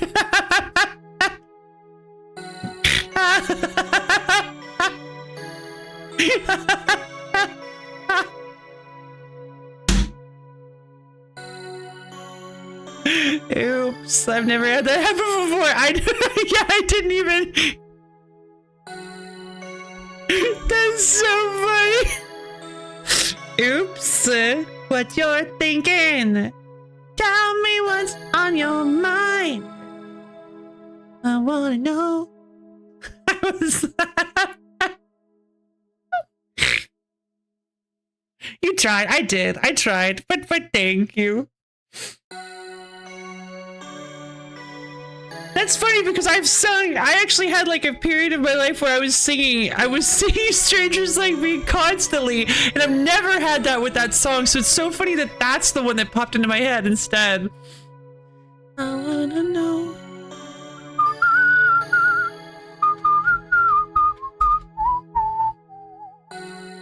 Pure Energy, Phil Collins, let's start with P. Okay, I thought it was Phil Collins. I couldn't remember for sure, and I didn't want to say. You probably heard me. I started saying Phil Collins, but I wasn't sure if I wanted to commit on that. Pure Energy did. Oh, that's fun. Never heard. I didn't realize. I never heard of that band. Pure Energy. What's on your mind? Yeah, looks like that's probably their biggest hit. Oh wait. Oh no, they're Information Society. Yeah, but Pure Energy is the name of it's the name of the song. Gotcha. It's like a subtitle on the song. What's on your mind in parentheses Pure Energy. Repetition. I've probably heard that one too, right? Hold on.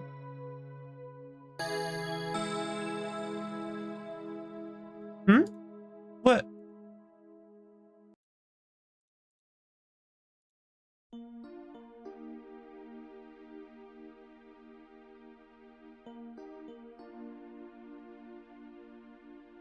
I mean, this one's like very heavily listened to. It's on the same album too. I can barely hear it.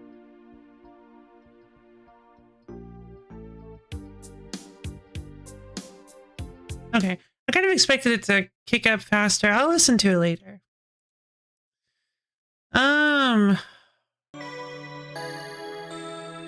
Yeah, I don't even know what to do with myself, you guys. I don't even know what to think, what to say. I don't even know where to go. Need a break? I might need a break. I don't know. I think you boot up Fortune, play some Big Fruity Cells. Now, you know what? I could actually, I could show off my, I could actually show off my Bant wall deck. I played it last night. It's kind of the end point of, it's actually not even really that close to what we've got going. It's a completely different concept. It's more defender focused. It's very high tuned. It might be fun to play a little bit. I suppose I could go, but I don't really want to. Undertale TLC just came out for Rift. Oh, what? Really? Oh, that's exciting. The Valhalla music pack is here too. Okay.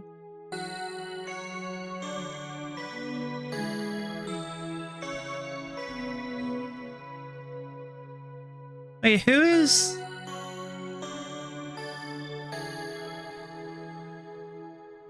Oh, they got transformed. Oh, I see. They were transformed. Oh.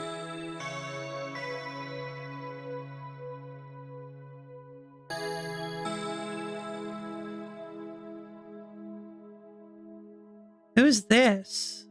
Oh, it's Spider Dance. Okay. Nocturna Undine. I think it'll get the enormity of the visitor off your mind. It probably will. I think I need to, yeah. I think I need to, I think I might need to stop thinking about this game for a little while.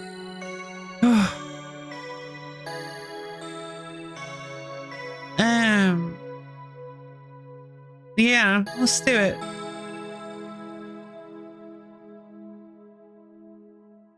Are we going to come back? Oh.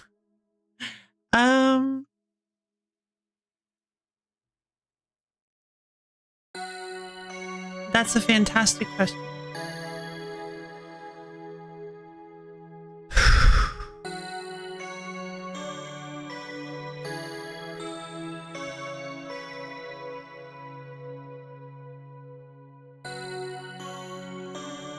Give me a moment to think, if you will. Please.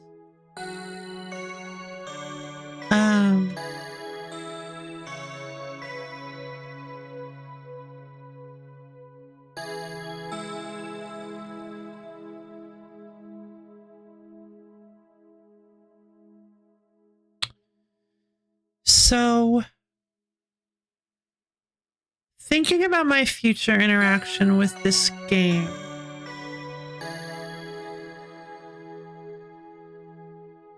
it kind of... So, doing a blind playthrough of this, like, let's see if I can set up the metaphor. Doing a blind playthrough of this, it kind of felt like I was walking through a hallway. Lots of doors, sometimes it would open up, sometimes it would maybe get a little bit smaller. Sometimes I could check different rooms, maybe I would find other rooms connected to those. Very like an apartment hallway, one might say.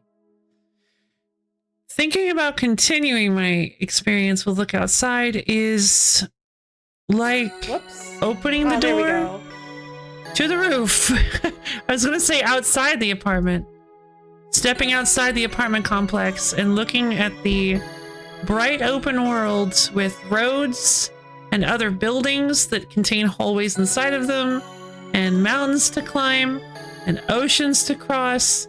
It is very, very daunting because I feel like I'm not really sure where to go from here. Like I could start a new playthrough and attempt particular challenge runs.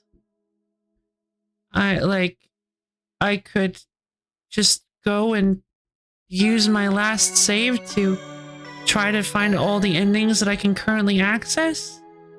I can try to do a second playthrough. I can play the April Fool's mode phase that I didn't even... Oh, right, that they talked about. Is that what the video is about? Fair enough. Yeah, I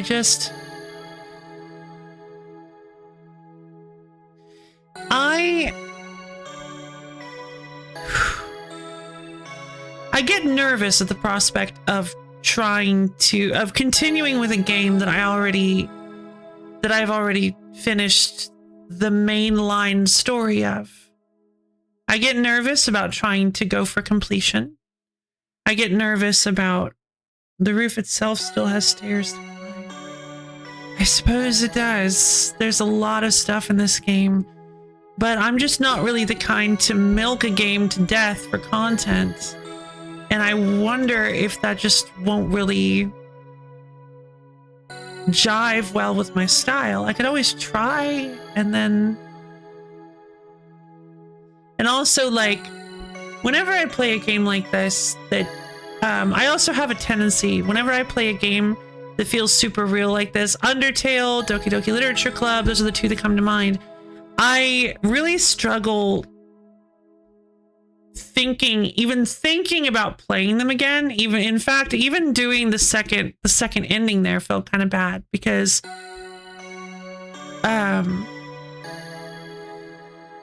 they feel like, you know, they feel like real worlds and real experiences, especially Doki Doki Literature Club. I did not even remotely feel comfortable playing that game ever again. But this is just, yeah, I think it would be best to let this game sit a bit for a little while. I might not be done with Look Outside. The experience with a narrative finished with an ending, and that's yours, and other endings aren't. I see. I agree with putting it down. Okay, fair enough. Yeah, I suppose I don't hate the idea of coming back to this for subsequent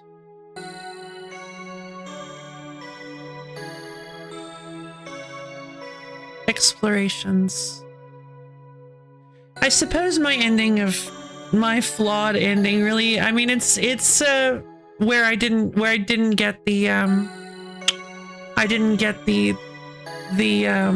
ritual correct because I was trying to save Cinnamon and ended up with everything going wrong and horrible. It wasn't a happy ending. It wasn't even remotely a good ending, but it was my ending. It was an ending that I got because of my choices and because I tried to do something specific. I tried to save Cinnamon and it didn't work. And sometimes that happens. Sometimes no matter how hard we try, we can't save somebody. And that's not a feeling that you usually like to experience in your escapism. I've literally just got here. When you're talking about love is how I feel about Shin Megami Tensei or Fire Emblem replays. Yes, the possibility is there, but my personal investment in the unique tale that my playthrough ended up being is special and not to be devalued anytime soon. Exactly. That's kind of how I feel about it, is I feel like if I immediately go back and start just like exploiting the game with prior knowledge, just kind of feels like it might also it might ruin a little bit of the magic. It might break the spell a little bit. Just like the spider was saying. It was an ending you got because you wanted to save Cinnamon, and that's yours. And that's why I'm suggesting you contacted it, because it was your ending and your values conflicted with game mechanics. True. True. Okay. I appreciate that. Thank you.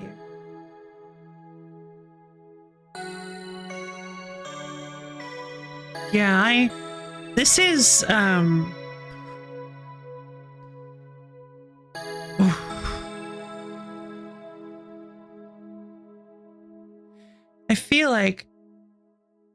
I feel like I got something boiling in my head and I don't know how to deal with it. You had a little post? Wait. Was it about the, oh, I'm sorry. Did I not read it out loud? Yeah, I saw it. I'm sorry. I'm not so sure. I'd really love to be able to talk with you about facing the Exalted Four, but it is your journey. Okay. I appreciate that.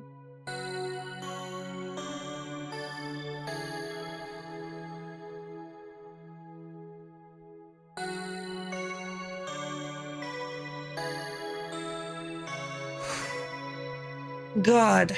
Okay.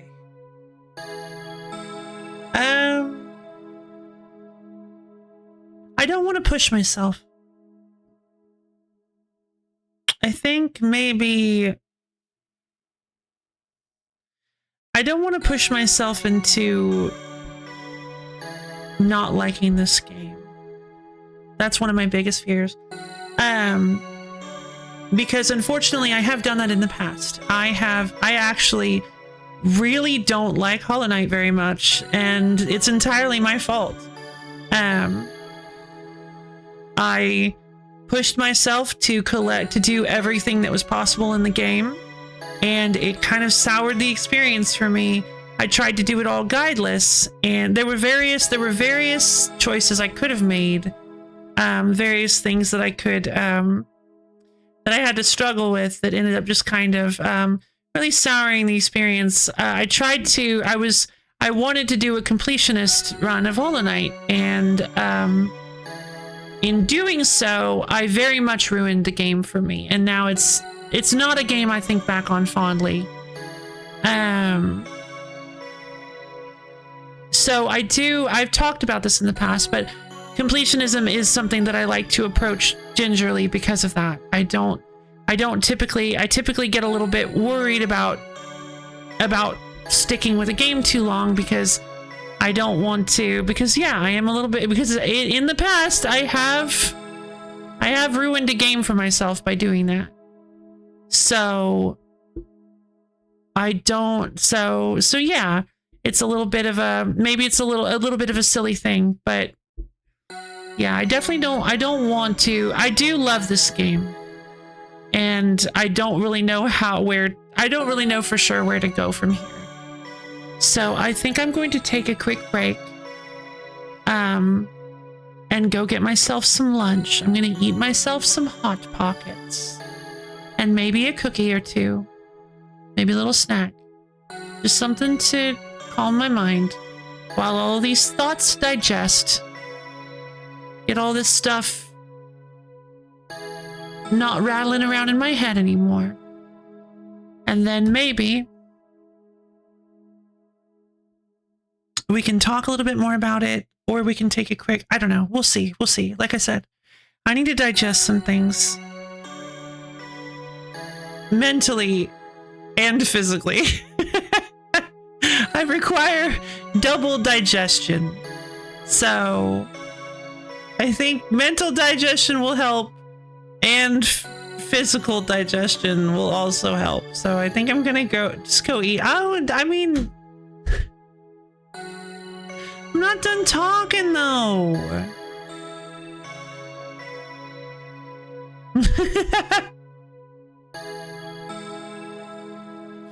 Don't push me away.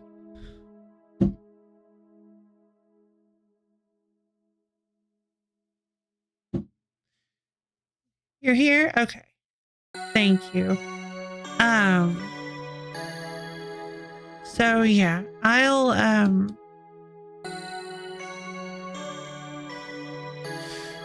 okay. I will be back in just a little while. Maybe about 20, let's say probably about 20 minutes. Just let my brain settle a little bit. And then we'll see where we go from here. See you guys soon.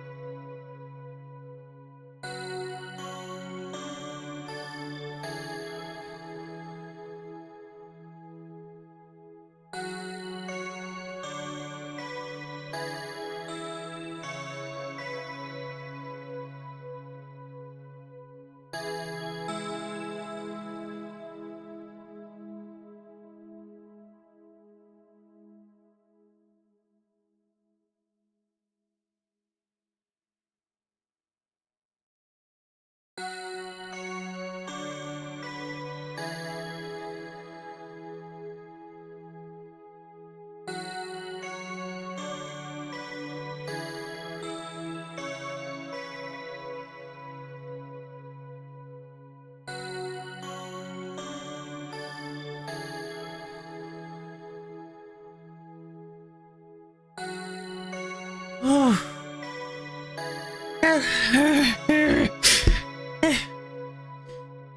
Hello again, everybody. Oh.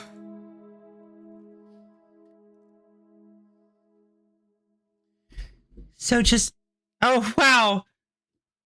Did it actually stop? Did I let it sit for, wow, okay, fair enough. I let it sit for so long, I finally looped. How is everybody? Are we all here? Are we all still here? Everybody's still here? Jeez, I'm so sorry. I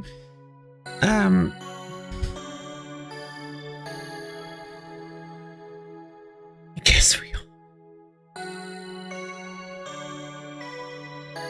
Doesn't sound like you want to be.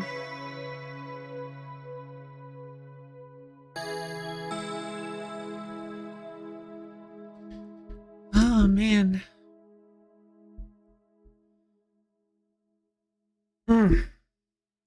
Hi, Manabai. Yeah, I ain't not away, but alright. I'm sorry, I have given myself the biggest headache.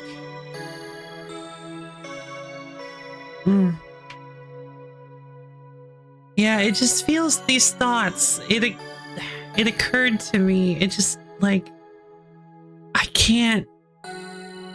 just can't, like, I don't know if this makes any sense, but these thoughts in my head about this game, it's kind of like it's kind of like cradling a flame in your hands. It's hot and it's scorching you, but you're afraid to let it go. But it's beautiful, it's captivating, and you're afraid to let it go because you're afraid it'll go out. Does that make any sense? Like, thinking about this game is driving me crazy, but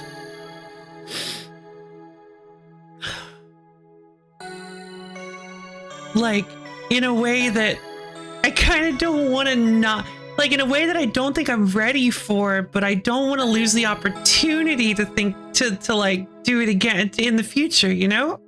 Like, I don't, like, I really, it's more like I want to confront these emotions that I'm having over this game, and I want to confront this game again, but I just don't think I'm ready for it at the moment.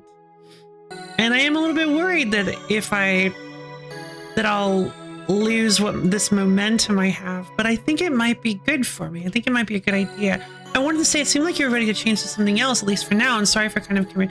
I really appreciate that. Thank you for being, that is how, yeah, that was something I noticed. So I really appreciate you, you noticing that as well. Thank you. Oh. Well,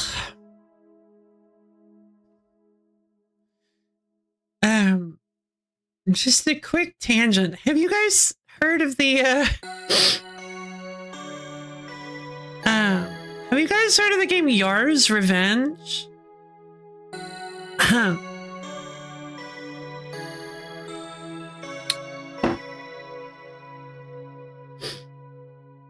Yes.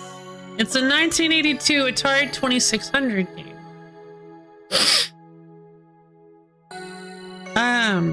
Inexplicably, I got recommended this new game called Yar's Rising, which is a 2.5D platformer made by WayForward, the Shantae people. That is like a reimagining of Yar's. It's like really weird. I've never heard of Yar's Revenge even. You've heard of it? I imagine you would have. I imagine anybody who was into even knew about Yar's Revenge probably had heard about this. Ahoy. Atari bringing the classics to the modern age, which I've never, I mean, to be fair, I'm not like a massive retro player, but I've never heard of Yar's Revenge. I've heard of it like I've heard of Blockbuster. Ouch.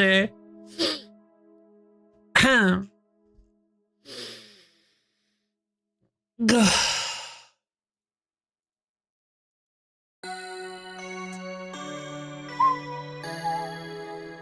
think, okay, so I ended, okay, I guess we can say that I finished Look Outside. But man, should we stamp it? I mean, I got 2 endings.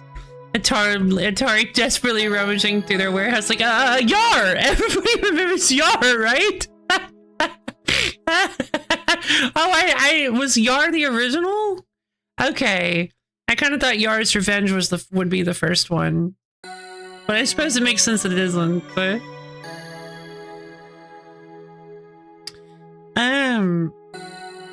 Yar's Revenge was the first. Oh, okay, gotcha. Yeah, everybody remembers Yar, right? But yeah, I guess, I mean, we got some endings. I'm not fully satisfied with the ending of this game. I want to know more. I want to explore more. I want more. I want to figure out what's up with Audrey. I want to figure out what's up with the meat space. I want to figure out what's up with this mysterious 4th floor. I want to figure out what's up with what you were talking about. You said there was a secret that you didn't tell me. And like, it's intriguing, right? Like, that in itself, I think, warrants a continuation of the series. But it feels so odd and strange for me to go back through. I want to figure out what's up, dog. I have to. I need to know what up, dog is. One of the universe's great mysteries. I don't know what an up dog is. What's up, dog? Nothing much, dog. What's up? Thank you, Borb. I mean, it is you got everybody died. That's more kind of like, it does feel like a game over. I don't feel like I don't feel like I did anything. Like, I feel like I just got a non-standard game over. I feel like I shouldn't stamp the game because of that. I feel like we're not done. I kind of want to do the ending again and see. I kind of want to do the 4 ending again and see if maybe I can fight them. Maybe if I can stop them. Maybe I can save everybody. Maybe I can push the visitor away. I don't know. I don't feel like you're done, but maybe I'm being a little shellfish. You might be a little clam right now. You might be a little clam right now. But I don't think there's anything wrong with being a little clam.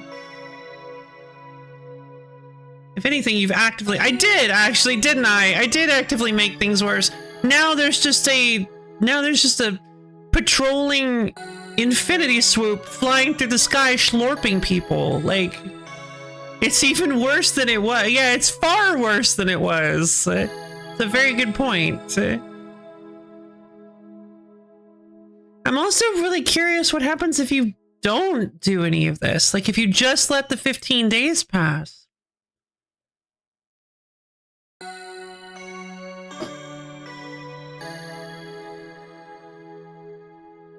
I mean, I want to know what Sybil learned. I want to know what horrible truth Sybil learned that'll destroy the world. Huh.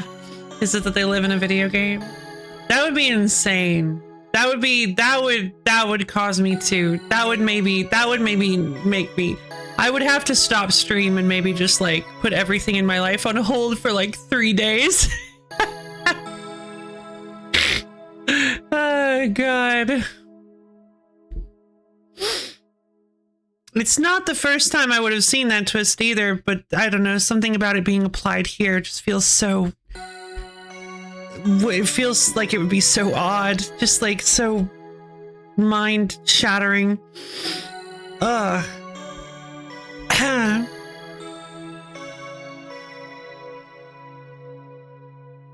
Like, seriously, the meat space, I feel like the meat space probably has a lot more stuff I can explore, but I need to find more Iris doors.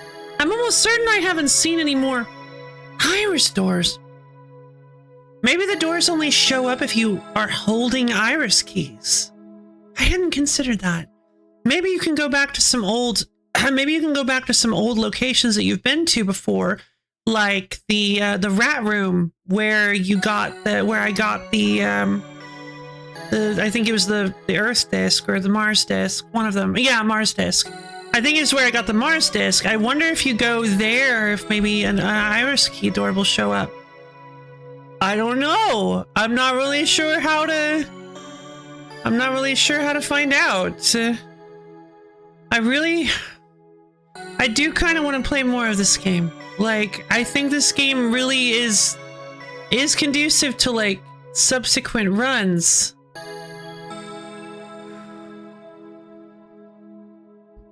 But man, I don't know, because phew.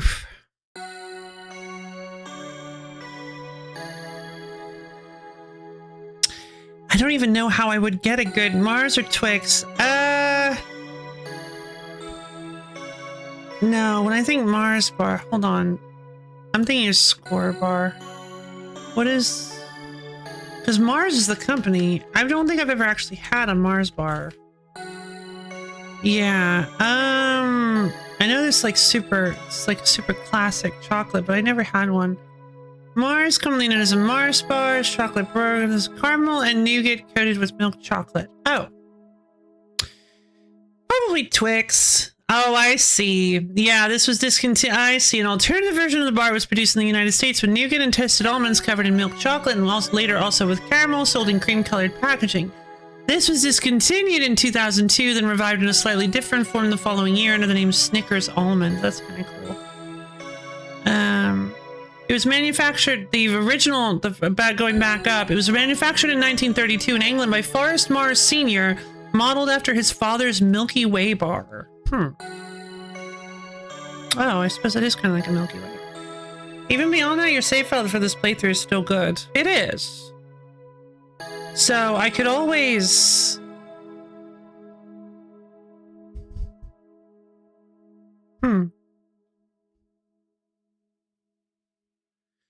Yeah, the Mars bar was first manufactured in Slough. See, I've never... Yeah, Slough. Okay. In Slough, England, in 1932 by Forrest Mars Sr., son of American candy maker Frank C. Mars. He modeled the Mars bar after his father's Milky Way bar, which was already popular in the US, adjusting the recipe to better suit European tastes. Ignore the poll? Oh, I'm sorry. You guys redeemed the, like, no, that makes it sound like I'm blaming you. My eyes glaze over the poll. I routinely forget that the whole poll redeem is even a thing. I'm so sorry. It gets redeemed fairly infrequently, so when it happens, I don't know. And you'd think that I would see the suggest a poll words and be like, oh, sure, let's do a poll, but for some reason, every single time it happens, my eyes just like glance over it and think you're doing like a ask me anything or something. God, it's so weird. Mars or Twix? I'm actually curious about this. Let's do a 3-minute poll. Mars, Twix. It's actually a tough question. I mean, Mars is just a really like good standard bar, but I think Twix is kind of my favorite of the two. I think I'm gonna go Twix.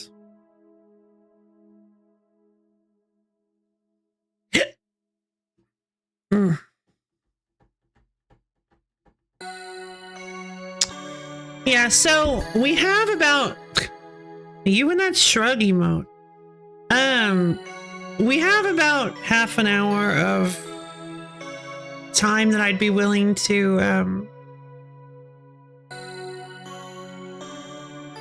that I'm comfortable playing.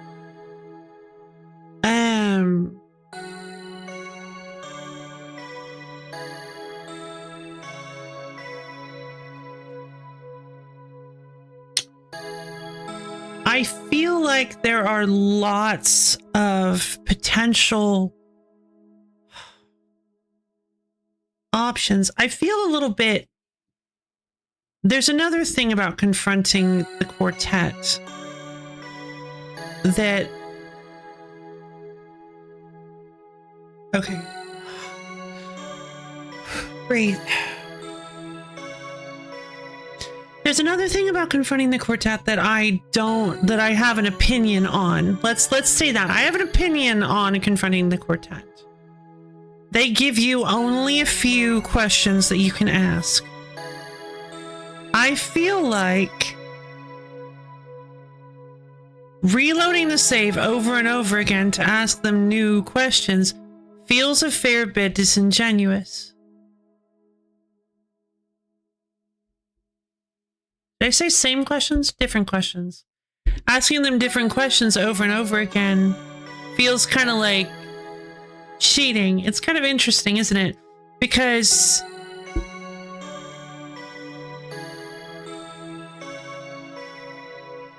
I guess this game does have a bit of an extension of the whole Undertale. Well, should I say that? I'm sure everybody knows at this point. But like, it feels like an extension of the whole Undertale thing, where it's like, I'm the one, where in this case, I'm the one like really benefiting from these interactions. Like, to Sam, these questions don't really mean anything. Like it said, it's incomplete information. You still have so many questions. But if I just keep doing it over and over again and creating all these new timelines where Sam asks different questions, Sam doesn't get anything out of it, but I absolutely do. Like, it's a case of like toying with these characters' lives. Oh, hey, Twix won the poll! Cool! And with no votes on Mars. I guess people just don't eat Mars bars anymore. I honestly don't know if Mars bars are even, like, out there anymore. I don't know if you can buy Mars bars anymore. They're fine, fair enough. Oh, Mars actually might be like Europe exclusive. It was manufactured in England. A broader understanding of a world that isn't yours. Exactly. Which also is another thing that, once again, it kind of feels like it threatens to ruin my connection, my emotional connection to the game, you know? Like, the more I treat it like a game, the more I'm worried I'm going to see it less like a world, like a living world. Which is one of the reasons I really wanted to continue doing a blind playthrough as much as possible. Hey, at least you got the better Smarties. Oh yeah, Smarties are awesome. What are? Hold on, I know the answer to this. I just can't remember what they're called. Oh, they are just called Smarties. Wait, no, these look great. They look all squishy and stuff.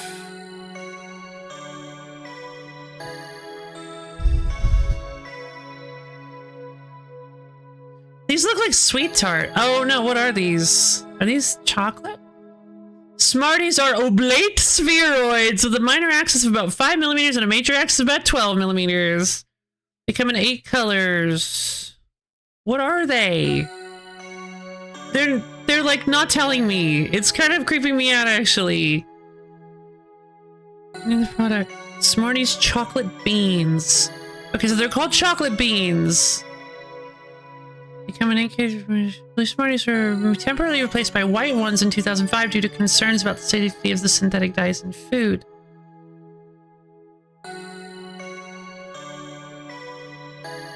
They're chocolate, but if you want better, there's M&Ms. I see.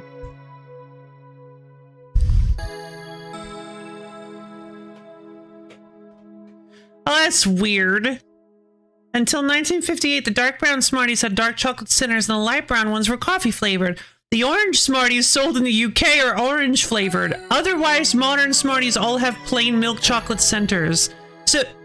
So everything is just chocolate, just milk chocolate, except for the orange one that tastes like orange. That is the most deranged candy design I have ever heard of. Sounds familiar? I was thinking, yeah. What nonsense. That's so weird. Because, like, if you're going in, you're either... So you're going in hoping for one thing, either hoping for milk chocolate or orange. Like, and regardless of what you're hoping for, you're gonna be disappointed. Like, you're gonna go in and grab one blind and just stick it in your mouth hoping it is milk chocolate. You're gonna get punched in the face with orange. Which I honestly think, yeah, I think it might not be the case. That sounds way too wacky for a candy company.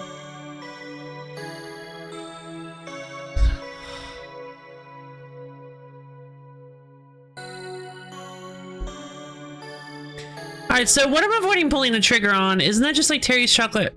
No, because it didn't say it was orange chocolate, it said it was just orange. It's like a little pill filled with orange goop, which probably not. You're probably right. It's probably just orange chocolate, and then the rest of them are milk chocolate. It'd be so funny. Like, Tetris chocolate orange, indeed. Which I absolutely do love Terry's chocolate oranges. They're like my favorite candy, I think. I really like putting them in the fridge to chill them so that they get a nice snap when you bite into them. But they can't really, my teeth can't really handle that much anymore, so. Plus they're seasonal, so you barely get any Tetris chocolate orange when they come around. And they're also fairly expensive, although you do get a lot of candy for what you pay for, so. For what you pay, I mean.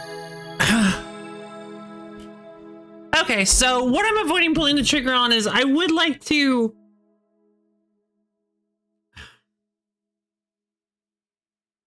I think I would like to switch to something else. But at the same time, if 30 minutes is enough to get like a good ending, I don't know if I want to go back in. I don't know if I want to go back in right now. I think I need a moment. I think I need a break. And I'm sorry if that makes anybody upset. But I think I would like to take a short hiatus. Sorry to conflict you about it. I appreciate that. I hope this decision isn't too difficult to stomach. That's perfectly good. Thank you. Thank you.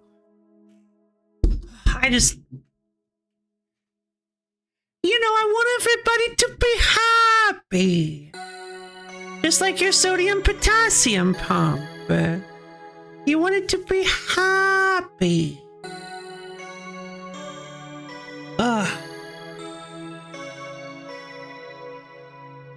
But I guess everybody includes me. So, guess I gotta figure that nonsense out.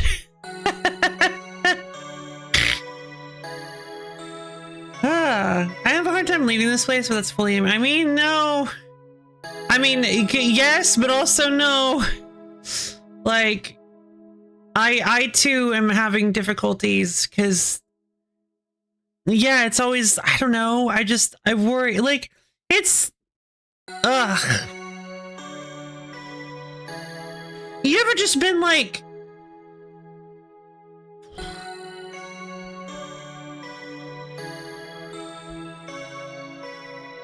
yeah, people don't believe me when I say this, but even negative emotions can be addicting. Like you can kind of get like, you can kind of like misery and stress. It can be difficult to let them go because the intensity of it can be sort of gripping in its own right. And in this case, these like really difficult to parse emotions, I just like, I'm struggling to let them go, you know?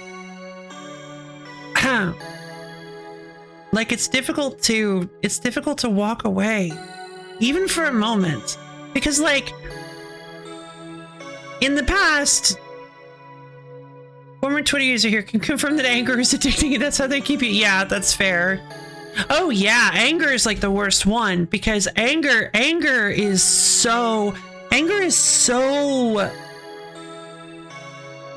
complicated. Because what your body does when you get angry is really it can keep you awake. It can give you energy. It can supercharge you. Like you do lose a decent amount of you do lose control compared to being calm, but being angry, I used to use it as a tool to stay awake, and I never realized I did. Once I realized I did, and that it was actually harming me, I had to train myself to stop doing that. I would purposefully think about things in media that outraged me, and basically just go off on little mental rants to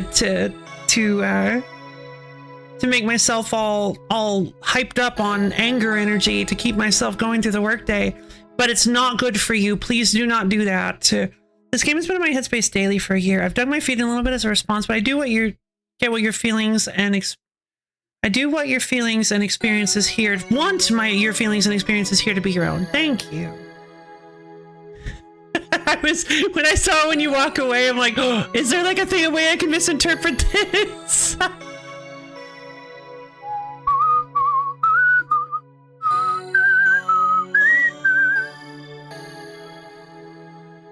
Please. Oh, baby. Don't go. Simple and clean is the way that you're making me feel tonight. It's hard to let it go. I used to do that with songs and I really enjoyed doing it. My favorite was Timber. It's going down. I'm yelling timber. You better move. You better dance. I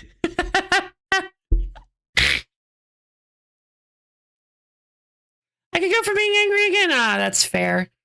Yeah, no, I get that. Hey, yo, not about this, just innocent. Oh, of course, yeah. No, I know how it is. Ugh.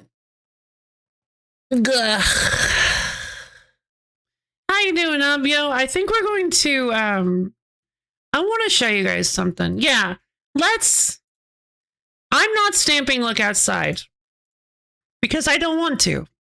I consider the ending of the game that we got to be more of a game over than anything. And I feel like not stamping look outside makes it more likely for me to want to return to it. So I want to return to it, no matter how scared I am of walking away, because I'm worried that, yeah, if I walk away, it's going to be a lot harder for me to build up the courage to step back into this world. But I'm going to do it. I can do it. We can do it. Urgent Kid. Time to see how different the translation is in Illusion of Gaia. Ooh. Urgent care is such a dying... What do you mean urgent care is such a dying art? Like urgent care medical facilities? Or... I'd love if we did. I'm glad. Because, yeah, I think I'm gonna. But for now, I want to show you... I want to play around with some stuff. Would you guys like to... Snickers. Oh. It's so funny because we were just talking about candy bars and we were just talking about the Snickers candy bars. So I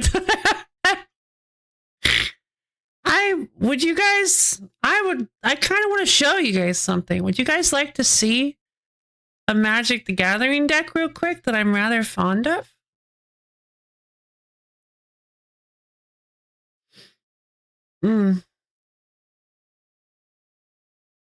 Would you guys like to see the sort of hyper boosted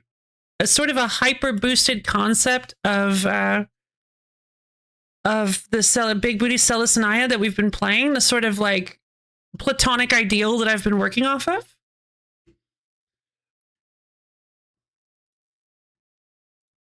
Music, do no harm. Okay, I'll take a look at that later. When you finish a truly great video. Yeah, no joke. Oh, right. I forgot now. It was Random Gamer Now. Put that in the... Yeah. Oh. One sec. I'm going to move to bed to do the mandatory petting. But thank you. Yeah, you know what? I'm just going to do it. Let's do it. Let's just play some Magic the Gathering. And then I want to play a little bit of the,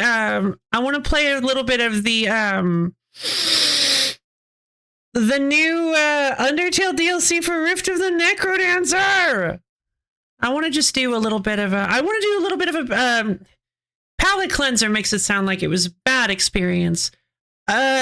Decompression episode. I want to decompress a little bit. That sounds good. That sounds more like what I'm aiming for. Let's just do a little bit of a decompression section of this stream. Because, yeah, that is definitely where I am at. Is it the commander lady who gives you extra upkeep steps and then you put in a bunch of dungeon cards in and replicating ring with the card lets you win if you have 8 permanents of the same name? Oh, I don't remember the name of it. I know what you're talking about, though. No, actually, this is not a commander deck. This is actually a, I don't know what it even qualifies for. Probably vintage.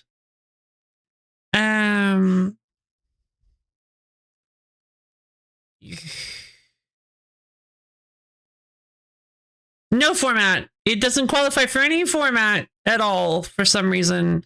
I don't know why, but apparently whatever I have in this deck doesn't make it legal in any format at all.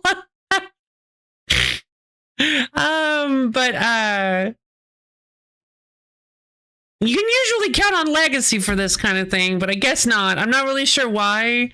I bet you... Hold on. Let me see if I can figure out why. View deck. Oh. Oh, it's because I have... Right. It's because I have a Secret Lair card in there. Yeah. A Secret Lair exclusive card. So this is just kitchen table. So I call this deck... Let's see.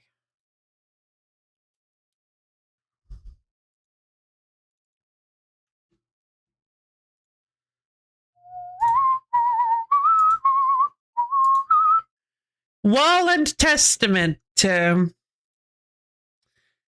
says, thank you, PV.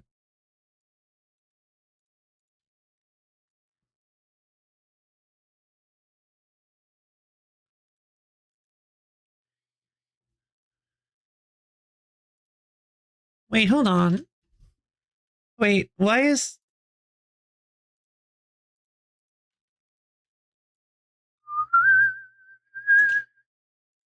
When I had the commander deck, I figured what the actual commander or game plan was, but the bit was the most cursed arts ever printed. Oh, that's great. Somebody actually made a textless deck where it had all the textless cards in Magic. So you have no idea. Nobody who looks at this deck has any idea what it does off the top of their heads.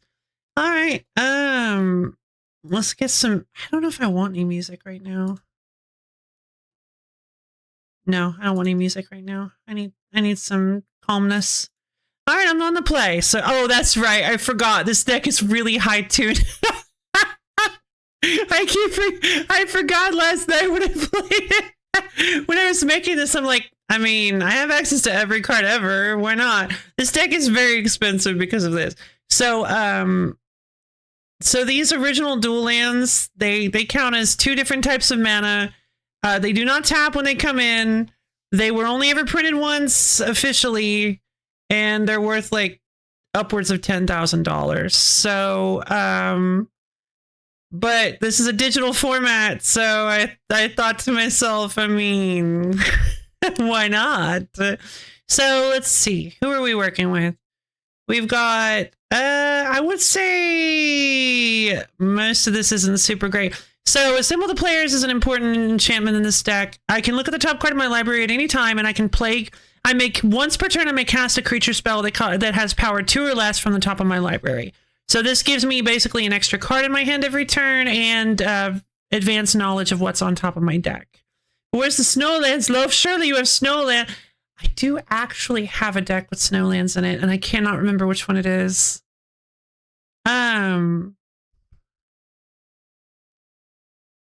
I think it was, it was that Pauper Artisac deck. Yeah, Pauper Artisac has Snowlands in it because of course it does. Wall of Shards is really good. Wall of Shards is really good. You think, oh, wait a minute. So Wall of Shards has a really bonkers mechanic called cumulative upkeep.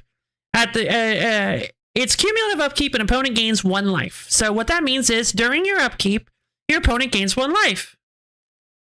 If the word cumulative wasn't in front of it. And what it actually means is it says here, you put an age counter on this permanent, and then you pay the upkeep one time for each age counter on the creature, on the card.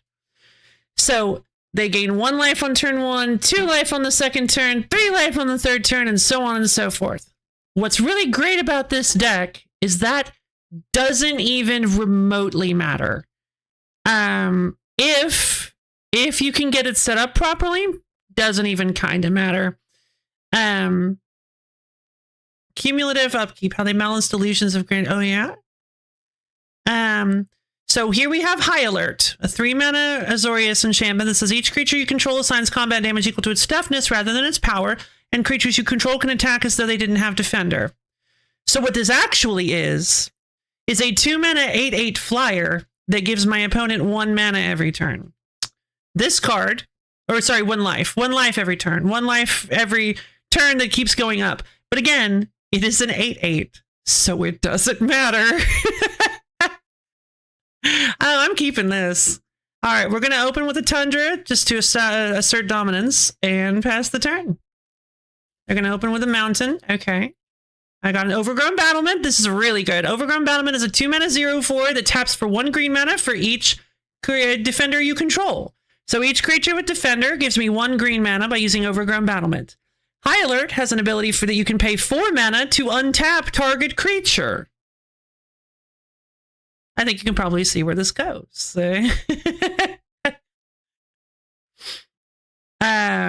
Unfortunately, it does require white and blue mana, which means you cannot do it infinitely. But yes, you can produce very large quantities of mana using this combo of High Alert and Overgrown Battlement. I am going to play a Tropical Island. Actually, yeah. I'll play a Windswept Heath. I'll immediately crack my Windswept Heath for a Forest Plains. I kind of want Tropical Island. Yeah, let's go with the Savannah. For a Savannah, I'll pay 2 mana, including a white, to cast Wall of Shards. And I'll pass the turn. Oh, good. They didn't play anything. All right, well, they gain 1 life thanks to the cumulative upkeep. Yeah, I'll pay it. Oh, and you can choose not to pay it, but you have to sacrifice the creature. Since it's upkeep, it's a cost that you can choose to pay. I'm going to drop a Tropical Island. I drew another Savannah. And I'm going to pay 3 mana to cast High Alert, which immediately turns this 1/8 defender into an 8/8 creature. So there you go. Hit you for 8. Oh! Ashcoat Bear. 2 mana. They flashed in a bear. Clever. What? You're not gonna...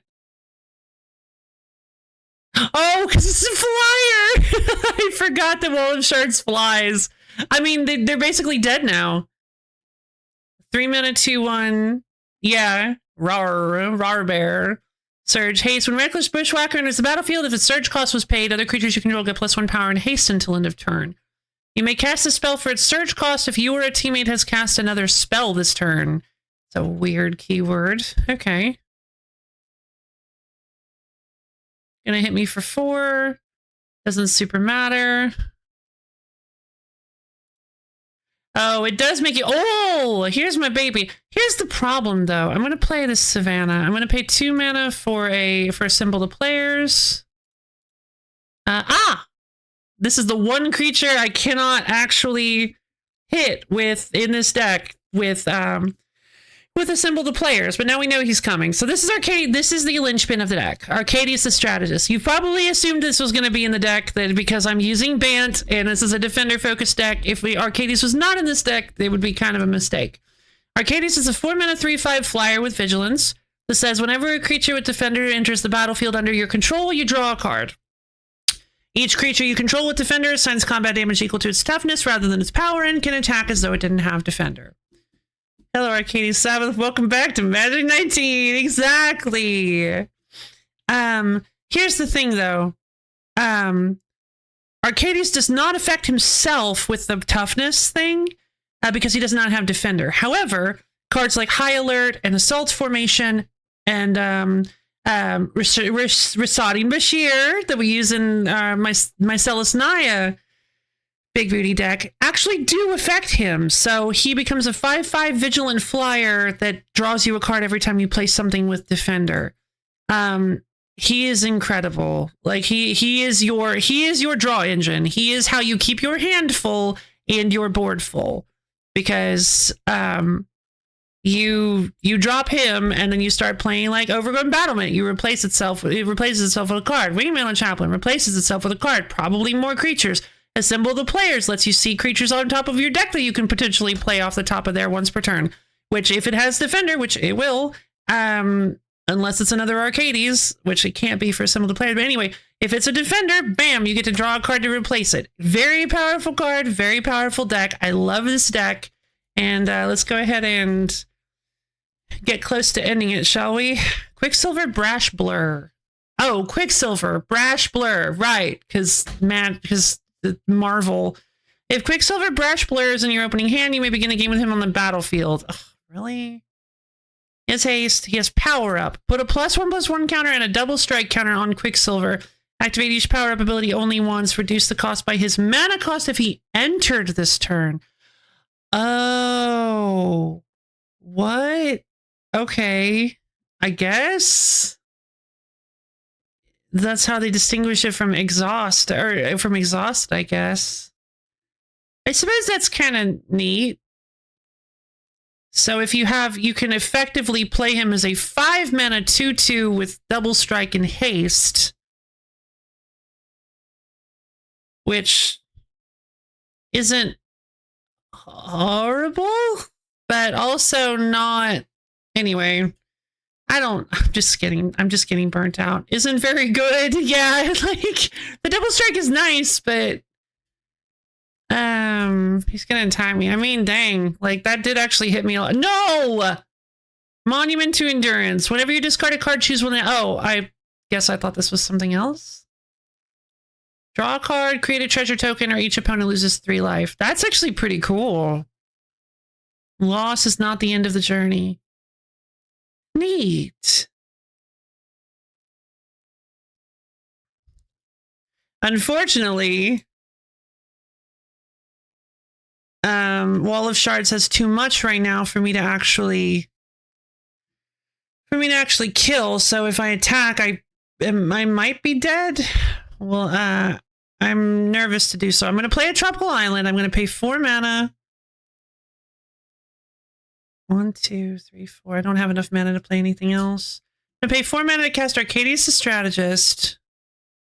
I do run Sunscape Familiar in this deck. Sunscape Familiar lowers the cost of all green and blue spells by 1.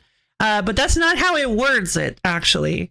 The wording of it is reduce the cost of all green spells you cast by 1. Space. Reduce the cost of all blue spells you cast by 1.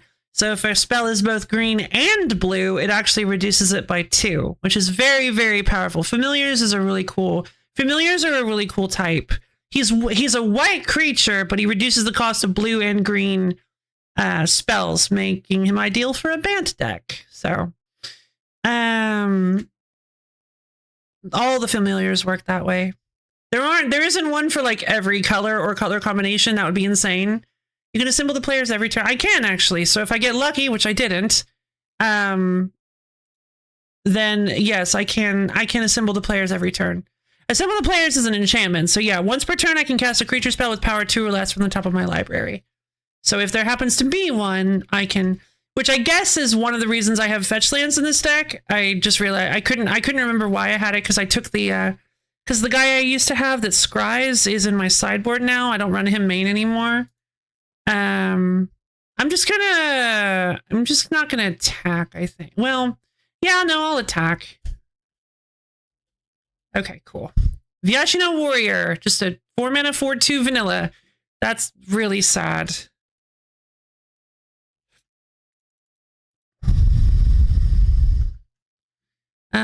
What's on top?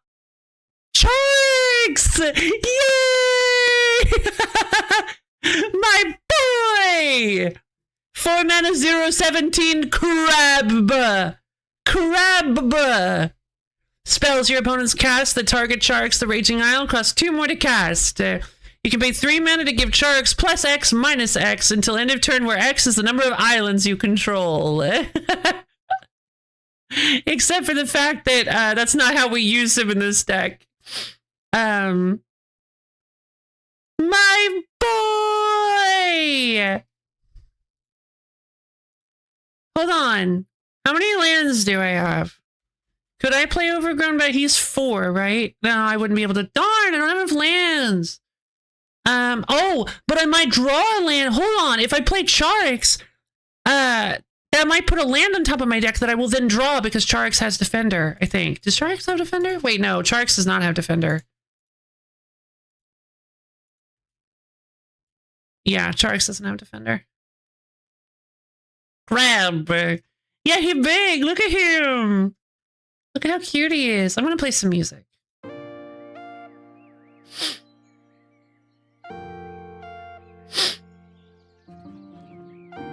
Alright, I'm going to attack in with Wall of Shards and Arcades, so they lose.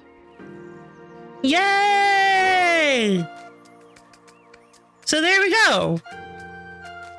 So happy to see the crab. Me too! That's pretty much... So that's pretty much the deck. You pretty much saw the whole thing. Let's see.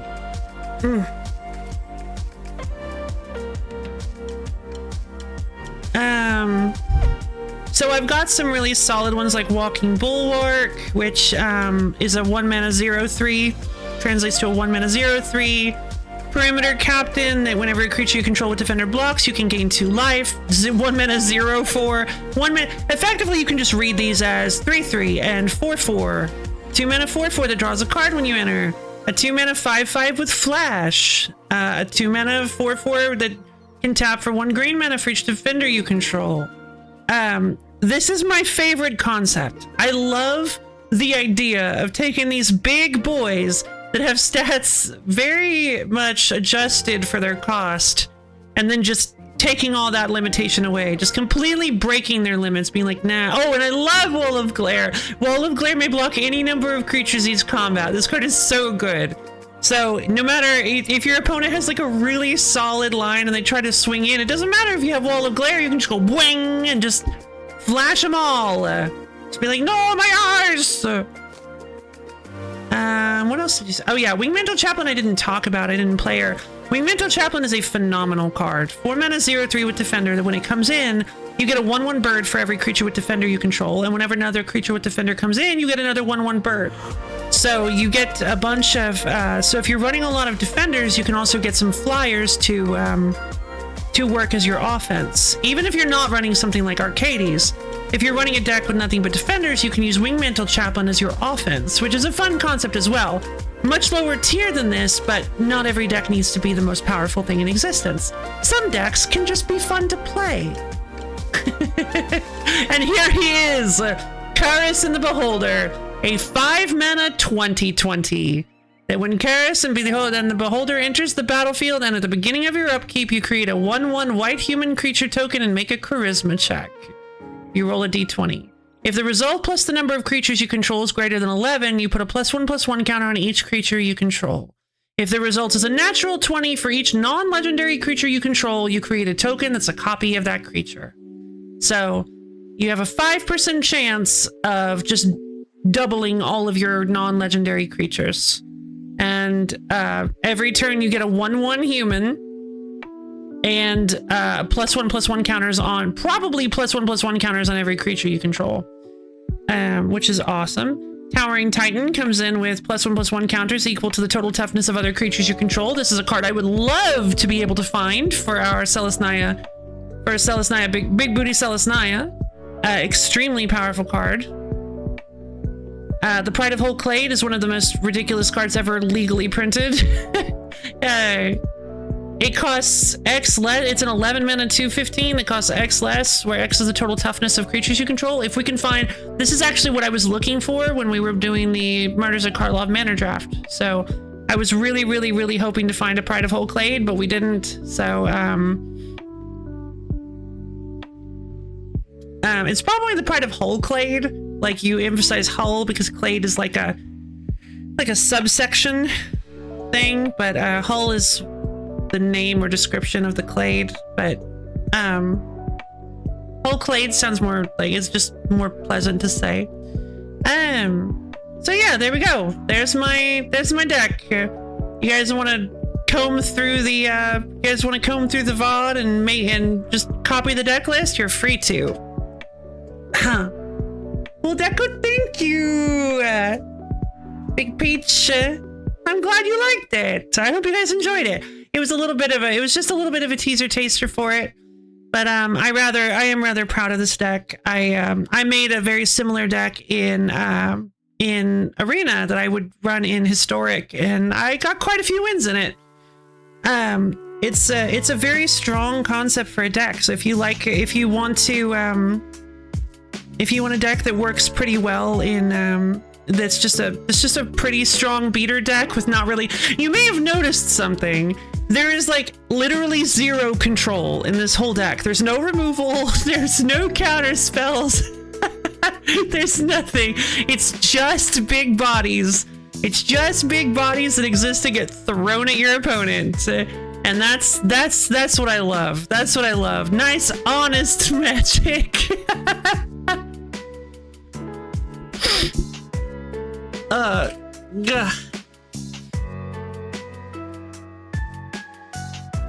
Just good solid caveman magic where everybody's just beating each other over the head with clubs. Hey, no interaction? Yeah, no. This deck dies pretty hard to certain matchups simply because it has no interaction at all. It doesn't have no interaction. The interaction is my fist big. Goodbye. The interaction is the fact that they are extremely large threats that you have to. Not even swords to plowshares. No, Sword of Plowshare. Sword of Plowsh is like the best ever. I've never heard it abbreviated that way.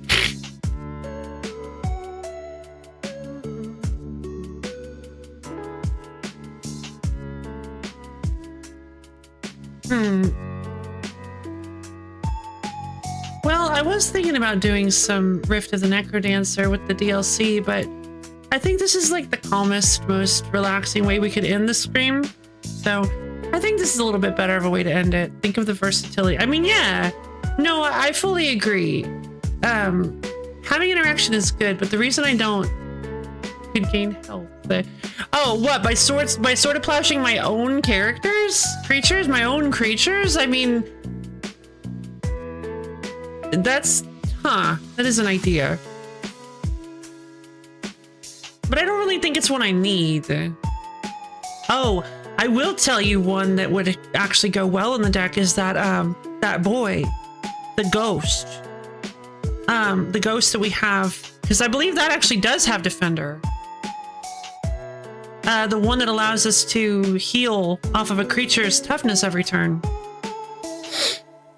That guy would actually go really well in this deck. I think he's like a Geist or something. I might actually edit the deck a little bit with some of the new cards we found specifically. I think specifically that guy, because you're right. In a situation where my opponent manages to temporarily outstat me, I do think that would be a really good, helpful tool to keep myself alive. Or if they try to aggro me, it's a very low cost creature. Though I don't think this deck really struggles too much with aggro, simply because my walls are super cheap, so they very quickly find themselves walled out if it's combat aggro. If it's combat aggro, then I don't think I struggle too hard with it.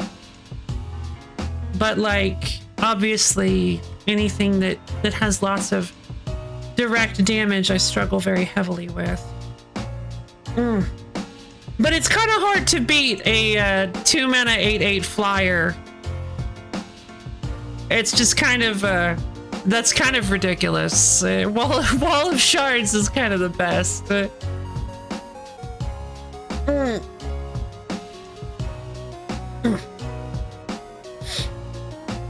When I saw Wall of Shards, I was like, wait a minute, that cumulative upkeep doesn't matter at all.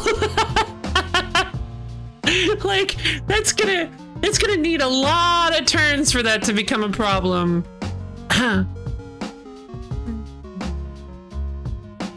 Oh, you know what would be really fun? Is a cumulative upkeep deck with it's not called Silence, Solemnity. I never thought about this, but Solemnity and a cumulative upkeep deck would be so fun. So if you recall, cumulative upkeep is really specific in the way that it words things.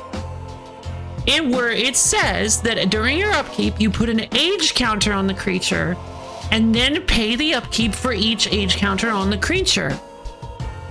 Solemnity is an enchantment that says players can't get counters. Counters can't be put on artifacts, creatures, enchantments, or lands. Solemnity prevents counters from being put on practically anything. Which means that if you are doing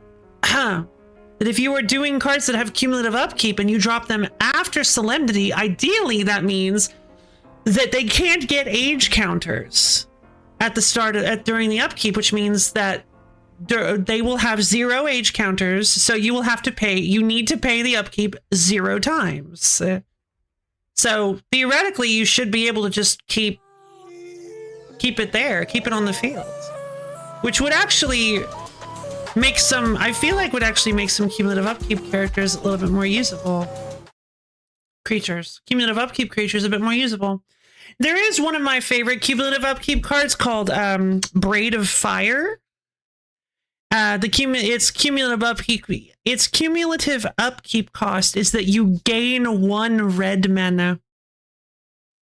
And you're like, what? That's right. During your upkeep, you gain 1 red mana for every counter on Braid of Fire. And yes, this was back when mana burn was a thing, which means that whenever a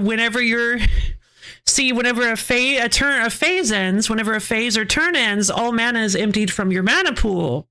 And used to, whenever that happened, the mana would burn you in a process that was appropriately titled mana burn. So you would take 1 damage for each mana that was emptied. So Braid of Fire's idea is that while it's giving you lots of power by giving you more and more red mana every turn, it is also simultaneously exposing you to the threat of mana burn more and more every turn. However, mana burn was removed at some point, so now it's literally just a very powerful build-up card. As if even that were the case, Red didn't have dumps. Exactly. So, yeah, unfortunately now it's just a very powerful, like, slow burn over time. The issue with it is that because it's during your upkeep, it means that you only have it during your upkeep. So you cannot use that mana on anything like a creature, anything that's sorcery speed. You can only use it on instant speed stuff like instants and abilities. Which is not a problem because you built the deck. So your deck is going to be built around that.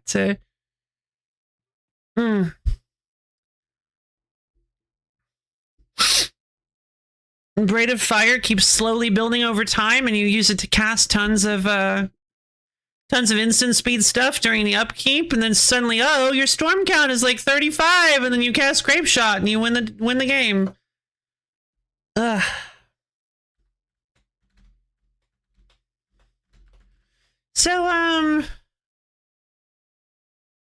So yeah, that was fun, you guys.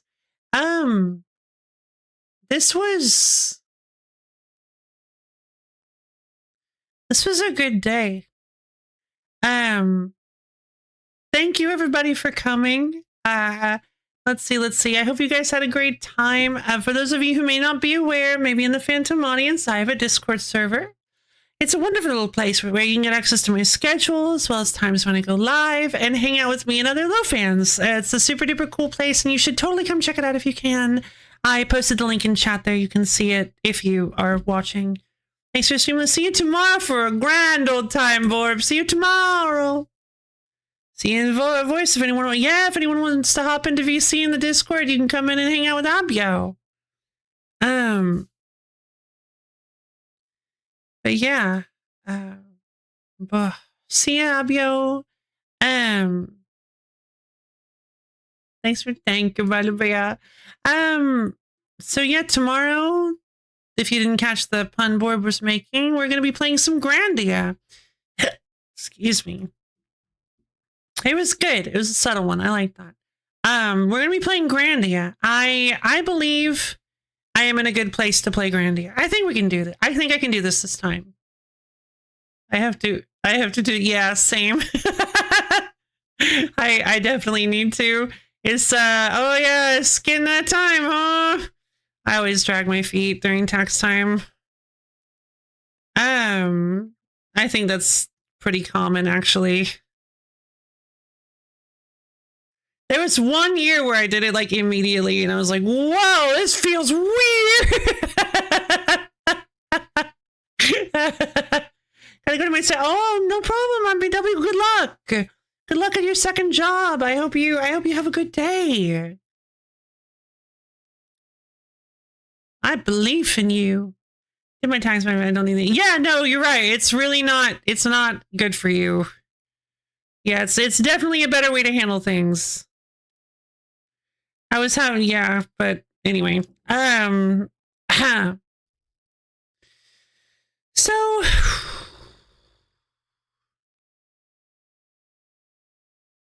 ugh, I feel like I'm on a mountain of things to do. You just gotta take care of them one at a time, you know?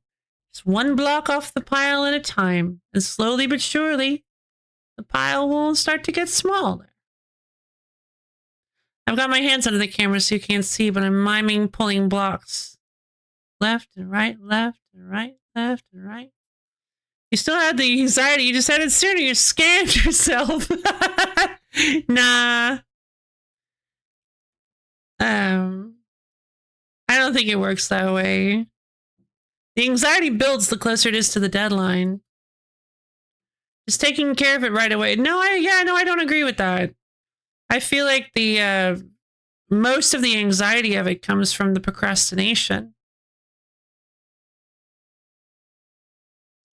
The act itself isn't too bad. Well, I mean, it depends on how much you're filing. But still, I think that, yeah, to be fair, yes, it does depend on how complicated your taxes are, but which is why, but honestly, yeah, if you do them super early, it gives you lots of time for complications. So I feel like it would actually dramatically reduce the anxiety around it. Hot take. Let's see. So yeah, I guess that's gonna be it for today. You go. I did. So yeah, I hope you guys had fun today, because I know I did. That ending was very odd. I really was not expecting all that, for sure.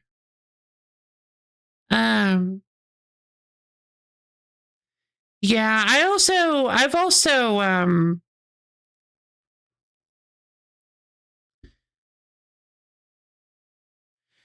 have come to terms a little bit with the cinnamon debacle.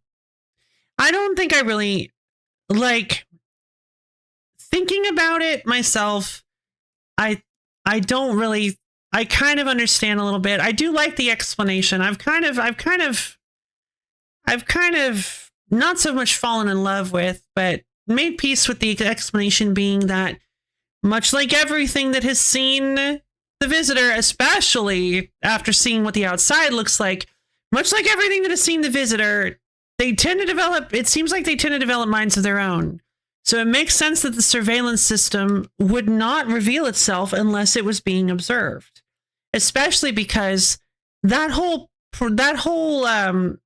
theme, I feel, is kind of the feeling the theme of being observed and observing things is very like richly throughout Look Outside, unsurprisingly. But the idea of like Jasper was still affected by the visitor, even though he didn't apparently see the real visitor. So why did that happen? Could it be belief focus? Could it be that he so strongly believed that he was viewing the observer, that he was observing the visitor, that he actually caused that to come to fruition because of the visitor's power? Like there's a lot of like ambiguity and just some like quantum nonsense that seems to be at play with the visitor, because the visitor is kind of something beyond our imagination. So it does the idea is bothering me less when I think of it as something living needed to be watching and affected in order for it to happen. Like, so the choice goes from being, who are we going to sacrifice to the security camera, to, are we going to sacrifice someone? That's the question you have to ask yourself, that you have to make. Do I want to do this ritual badly enough to sacrifice a life, to force somebody to observe the visitor in order to get this VHS tape? And that's more the question. I think the idea is that I was just misunderstanding the question. That, like, because sometimes that can happen, misinterpreting it. It's a real scale conundrum. It is. It's like, I actually like thinking of it that way. I've actually kind of fallen into liking thinking of it that way, that the whole time I was under the impression that the choice was how to do this without sacrificing anybody, but there's literally just no way. That's not what the choice is. The choice is whether or not I even go through with this. I like that. That actually kind of tickles my brain in a nice way. And by deciding that, and sometimes choices are that hard. Sometimes choices do go that way. You can't always get what you want, like the famous song. You can't always get what you want. And in this case, like, yeah, God, it's, call it copium if you will. Call it cope. I don't care. I am coming to terms with it. I am making peace with it. Especially after having seen how the whole quartet thing shakes out anyway. Like, it doesn't really feel like it doesn't feel like a good ending. It doesn't feel like the hero good guy ending, that we saved the world. We created a monster. We literally created a world-ending monster. Just something that we couldn't even comprehend, that just goes around sucking people up. Oh. Maybe that's why we got sucked up into the sky.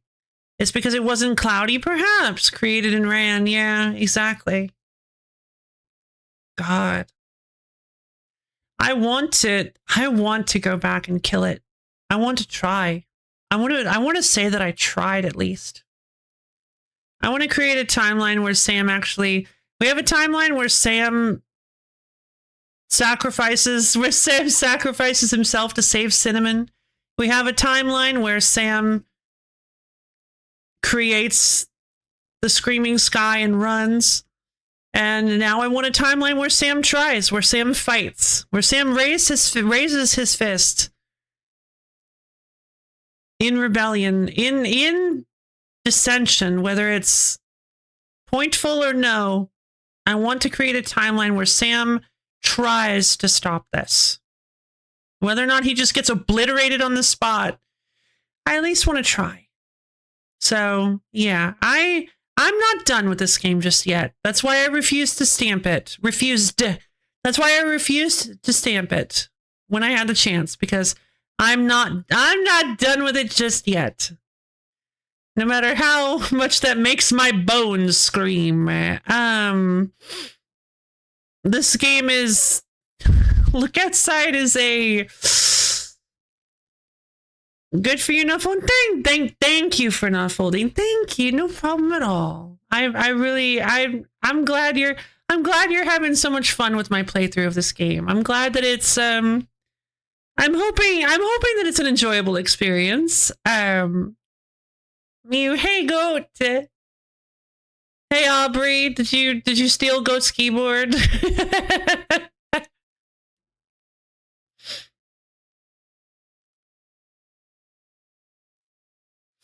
I'd say so. Yay! I'm glad to hear it. No, give me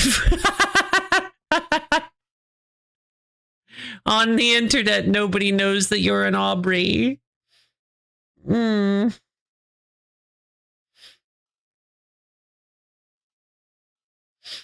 That's really great. No, give me food. Don't be stupid. Feed me. Ugh. But yeah, I want to I suppose I wouldn't mind seeing what other timelines we can create for Sam. I suppose this could be we could have this be a fairly long-winded series, or simply try the endings over again, or maybe, I don't know yet. I really don't know what I want to do with the series. It's really fun to play, but it feels a little less easily repeatable, a little less easily replayable than Brutal Orchestra does, because in this there are actual like overarching long-term plans and things that you have to make. Each run is considerably longer than the 4 hours that Brutal Orchestra usually takes me. So it's just, it is daunting. Interview, I think, went poorly. Interviews, I think, went poorly. I'm so sorry to hear that. I'm sorry. My brain got scrambled and I completely forgot that you were going to an interview. Thank you for bringing it up. Went to the Goodwill and got a banged up old cribbage board for $3 and an entire Columbo DVD set for $6. So that's exciting. And a deck of cards for $3. A deck of cards for $3. It turns out to be missing one card, of course. The Three of Hearts. Oh yeah, full second playthrough would be an investment for sure. It would. 10 of Diamonds. I was not close. Well, I mean, if you lay the cards out in the Bernoulli configuration, I was kind of close. Maybe I'll just write 10 of Diamonds on one of the... Oh, sure, go for it. It's a very fun game, but I'd understand not putting your stream audience to that. That's also a good point, because it is a very intense game.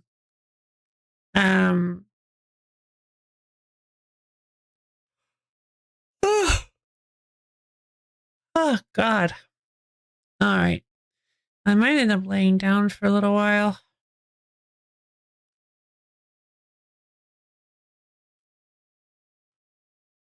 Bruh. So...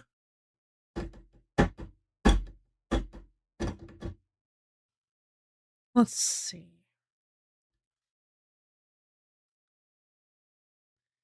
Yeah, I don't really think I have much more to say than that. I have given my thoughts very in depth about this game and how I feel about it.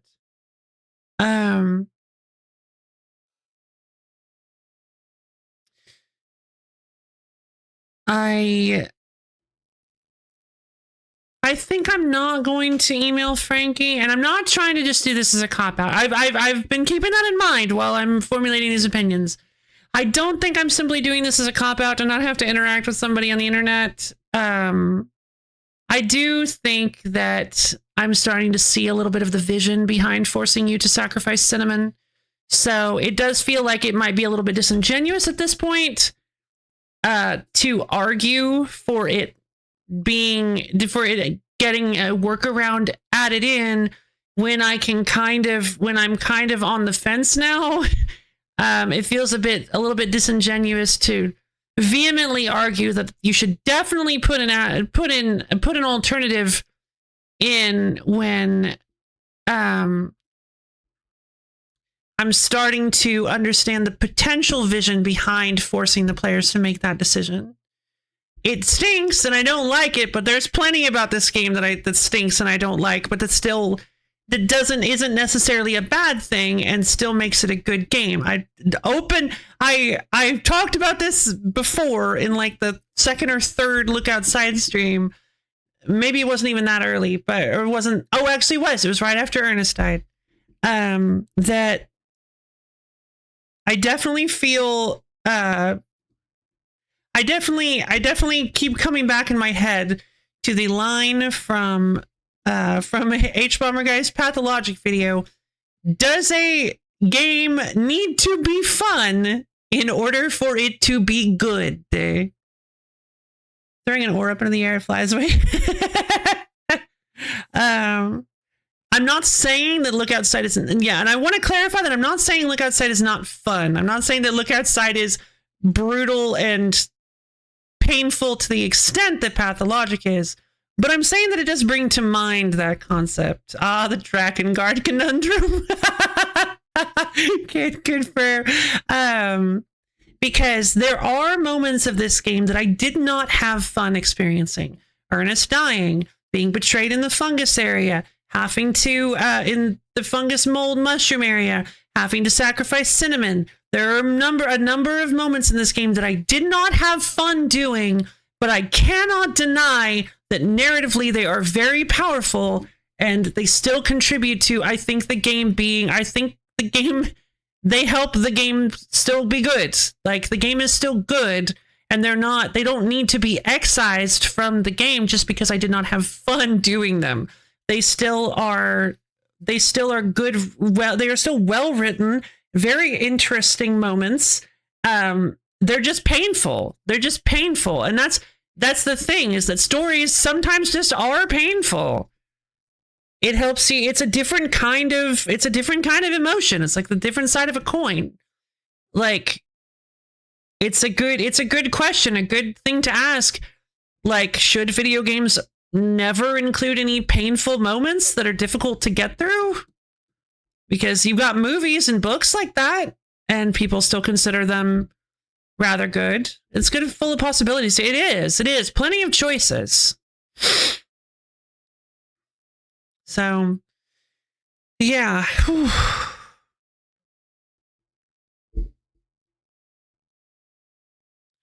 This is a very, I'd be willing to call this game fairly high concept. I'm not positive I'm using that phrase correctly, but I feel like this game is pretty high concept. Of what little I think I understand that term being. Dread Delusion and Morrowind or some very fair enough. It's just got such, like, it's just so mind-blowing. I can't stop. I just can't stop blabbering about this game. It is full of concepts, agreed. Like, yeah, what? Like, how would you define high concept game? Oh. High concept is a type of artistic work that can be easily pitched with a succinctly stated premise. Oh. What? Wait, really? It can be contrasted with low concept, which is more concerned with character development and other subtleties that are not as easily summarized. The origin of the term is disputed. What? High concept narratives are typically characterized by an overarching what-if scenario that catalyzes the following events. Many summer blockbuster movies are built on a high concept idea, such as what if we could clone dinosaurs, as in Jurassic Park. High concept narratives differ from analogous narratives. In the case of the latter, a high concept story may be employed to allow commentary on an implicit subtext. After Octopath 2, I do plan on getting to Octopath 2 at some point. I'm very excited. It seems like a wild game. While simultaneously generating such, what if it was bad? Yeah, I was about to say, what if Meteor come down and look at you? While simultaneously generating social comment and critiquing Orwell's own contemporary society. Okay. Similarly, Gene Roddenberry's sci-fi series Star Trek went beyond the high-concept storytelling of a future starship crew by addressing 20th century social issues in a hypothetical and defamiliarizing context. Okay. Yeah, prime example of this might be George Orwell's 1984, which asks, what if we lived in a future of totalitarian government? I mean, if looked at that way, I suppose you could say, what if we were besieged by a force that destroyed all of society? Like, I suppose you could say that. What if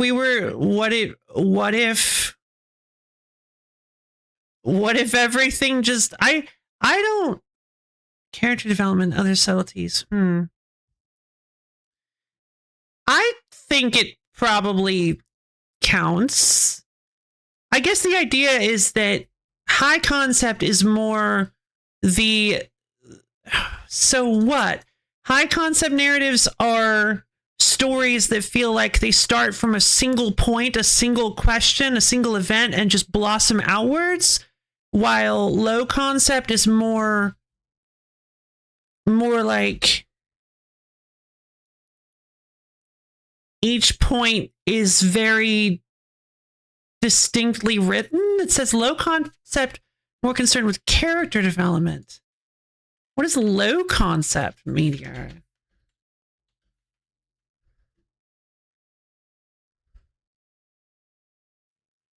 What if two guys were on the moon, one tried to kill the other with a rock? Yeah, good question. What if it was bad to look at? Oh, high concept versus low concept in Final Fantasy. That's interesting.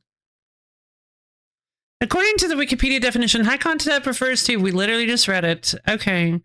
While this word is usually reserved for other media, mostly film, I think Final Fantasy stories can be categorized in the same way. I'd classify them like this. High concept Final Fantasy stories tend to revolve around some big overarching idea or a plot point that governs the story, which usually manifests in the form of some sort of challenge or quest that the party must work together to overcome. Characters may usually have their own unique backstories with their own contentions they need to overcome apart from the main plot. Examples of these games like this in the series would most likely be 10, 13, and perhaps 6. Did you look outside? I did, kinda. Yeah. How you doing? How you doing, friend? I hope you enjoy watching me discuss the power of high concept and low concept games. How are you doing today? On the other hand, low concept games tend to have a much broader scope in their setting, having several different engagements or interactions between the cast. These narratives tend to be more focused on politics, family complications, or inner dilemmas. There usually isn't a big driving force behind the story, and for that reason, the story may be very winding and torturous as it progresses with different developments rising along the way. Examples of games like this in the series would probably be 4, 12, Tactics, and perhaps 8. Okay. Thank you for the follow! Hope you enjoy sticking around for a little while. Doing good, I'm glad to hear it.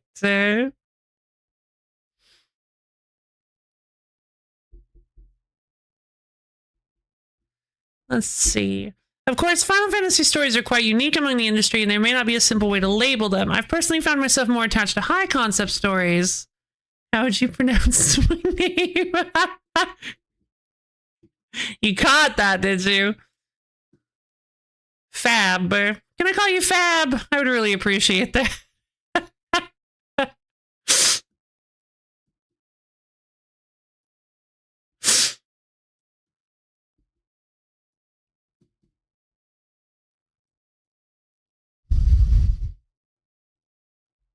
Fabulous of Fabs. Yay! Glad to hear it. Yep, that's a Fab. Yep. I would pronounce your name Fab. Of course, Final Fantasy stories. However, I found that the stories tend to be higher and the character interactions tend to be more memorable. However, I found in the more political Final Fantasy games, the stories tend to be less engaging, but the writing is usually much more believable, and I find myself caring about the characters more. Interesting. That said, do you agree with this at all? Do you think Final Fantasy stories can be distinguished in different ways? Oh, for certain. Like, yes, they can be distinguished in different ways, but using your definitions of high and low concept perhaps might not be quite right. What's with the animal in the corner? What do you mean animal? Are you talking about my best friend Mufai? That's my best friend Mufai, my roommate. We live together. I live in this room, and she lives on an axis slightly shifted off of the room according to reality. But yeah, in order to figure out what's going on with this, we're gonna need the power of the moon. Magical Mufai. Hey, don't fight me. Mercenary orphans fly a school and fight a time witch sounds mostly high concept to me. I mean, but that's the thing. Me too. I worked really hard on it. But that's the thing is like according to the actual definition of high concept, no. Well, maybe. No. I'd say Final Fantasy VIII probably isn't high concept because it's not really a question. There's not really a question. What if mercenary kids had to go to war? That's not really a question. I feel like Final Fantasy VIII is more low concept. The story heavily revolves around Squall and his like journey growing and all the things that are happening around him.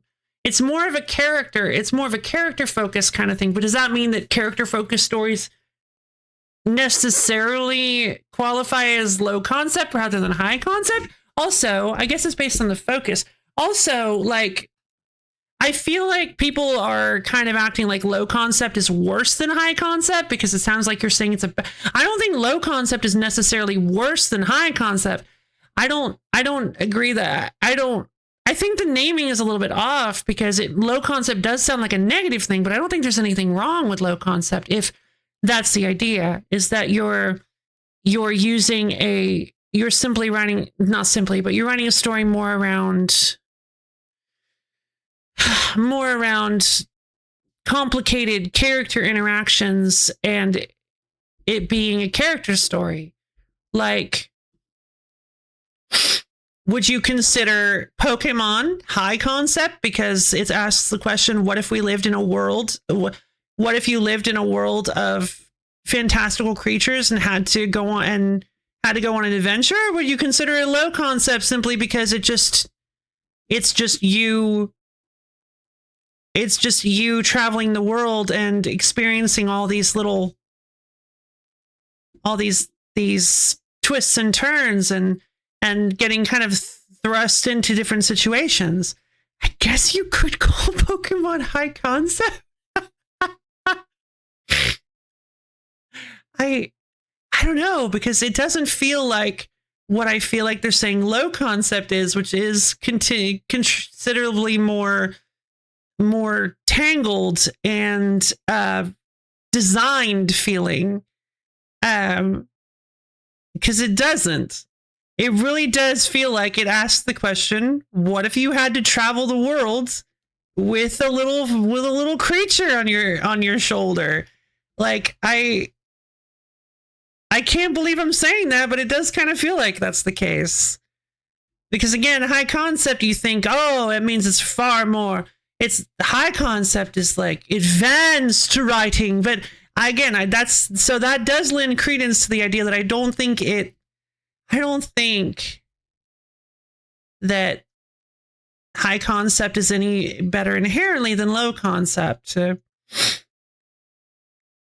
Interesting. Very interesting. What does high concept mean? High concept basically means that you would be able to sell tickets based on the concept alone. Okay. No, I mean, I guess. A dinosaur theme park run amok, dressed by an elite team that commits heists and dreams. An average man who discovers his life as a beloved TV show. The premise alone makes you say, man, I gotta see how that turns out. Okay, I see. That also is a decent idea. So the concept itself is intriguing. But again, as proved by that one guy from the previous page, you can kind of reframe anything as high concept then. Mercenary orphans fly a school and fight a time witch. That sounds awesome, but also maybe a little too holistic of the story. I think the Wikipedia definition does make a little bit more sense, is that it asks, I think the idea that it asks a question is a stronger way to define it. Feels like a stronger way to define it. Because the idea of like, does the concept itself sell tickets and is interesting? Like that feels extremely subjective. But asking a question, that feels highly objective. Like there's not really any room for debate on that. So, and it feels a little bit easier to separate.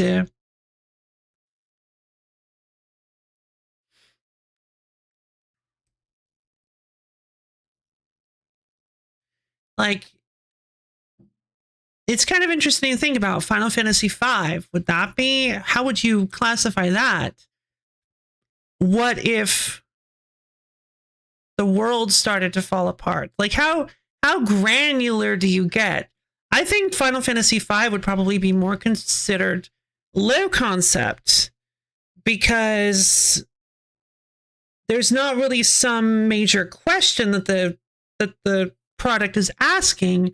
It starts with a character who gets roped into these events and slowly but surely makes connections over the course of it that leads to him and the other characters being entwined in this massive spanning story. So, yeah. Interesting that they would call them high and low concepts. I really don't think. Anyway, at this point, I think I might be talking in circles, but it is really fun. I love doing little thought experiments like this. I love thinking about things like this. It feels like a fun thing to just roll around in your mouth, just be like, like a marble or something edible, I guess, like a jawbreaker. Don't stick marbles in your mouth, kids. But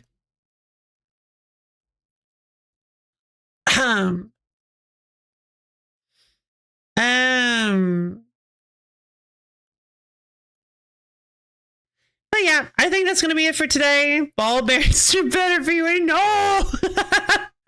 No, because those can often have grease on them. Definitely not ball bearings. God. So yeah. Oh yeah, I talked for way longer than I was planning to. Well, this was fun. This was still fun. I enjoyed this.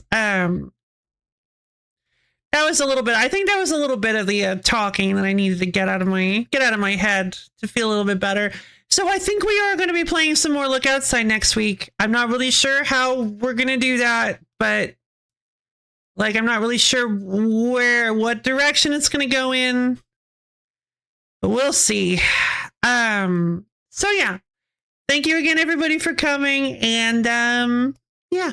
I love each and every one of you, and I hope you all have a wondertastic, stupendiful, amazing rest of your day. And I'll see all of you guys tomorrow.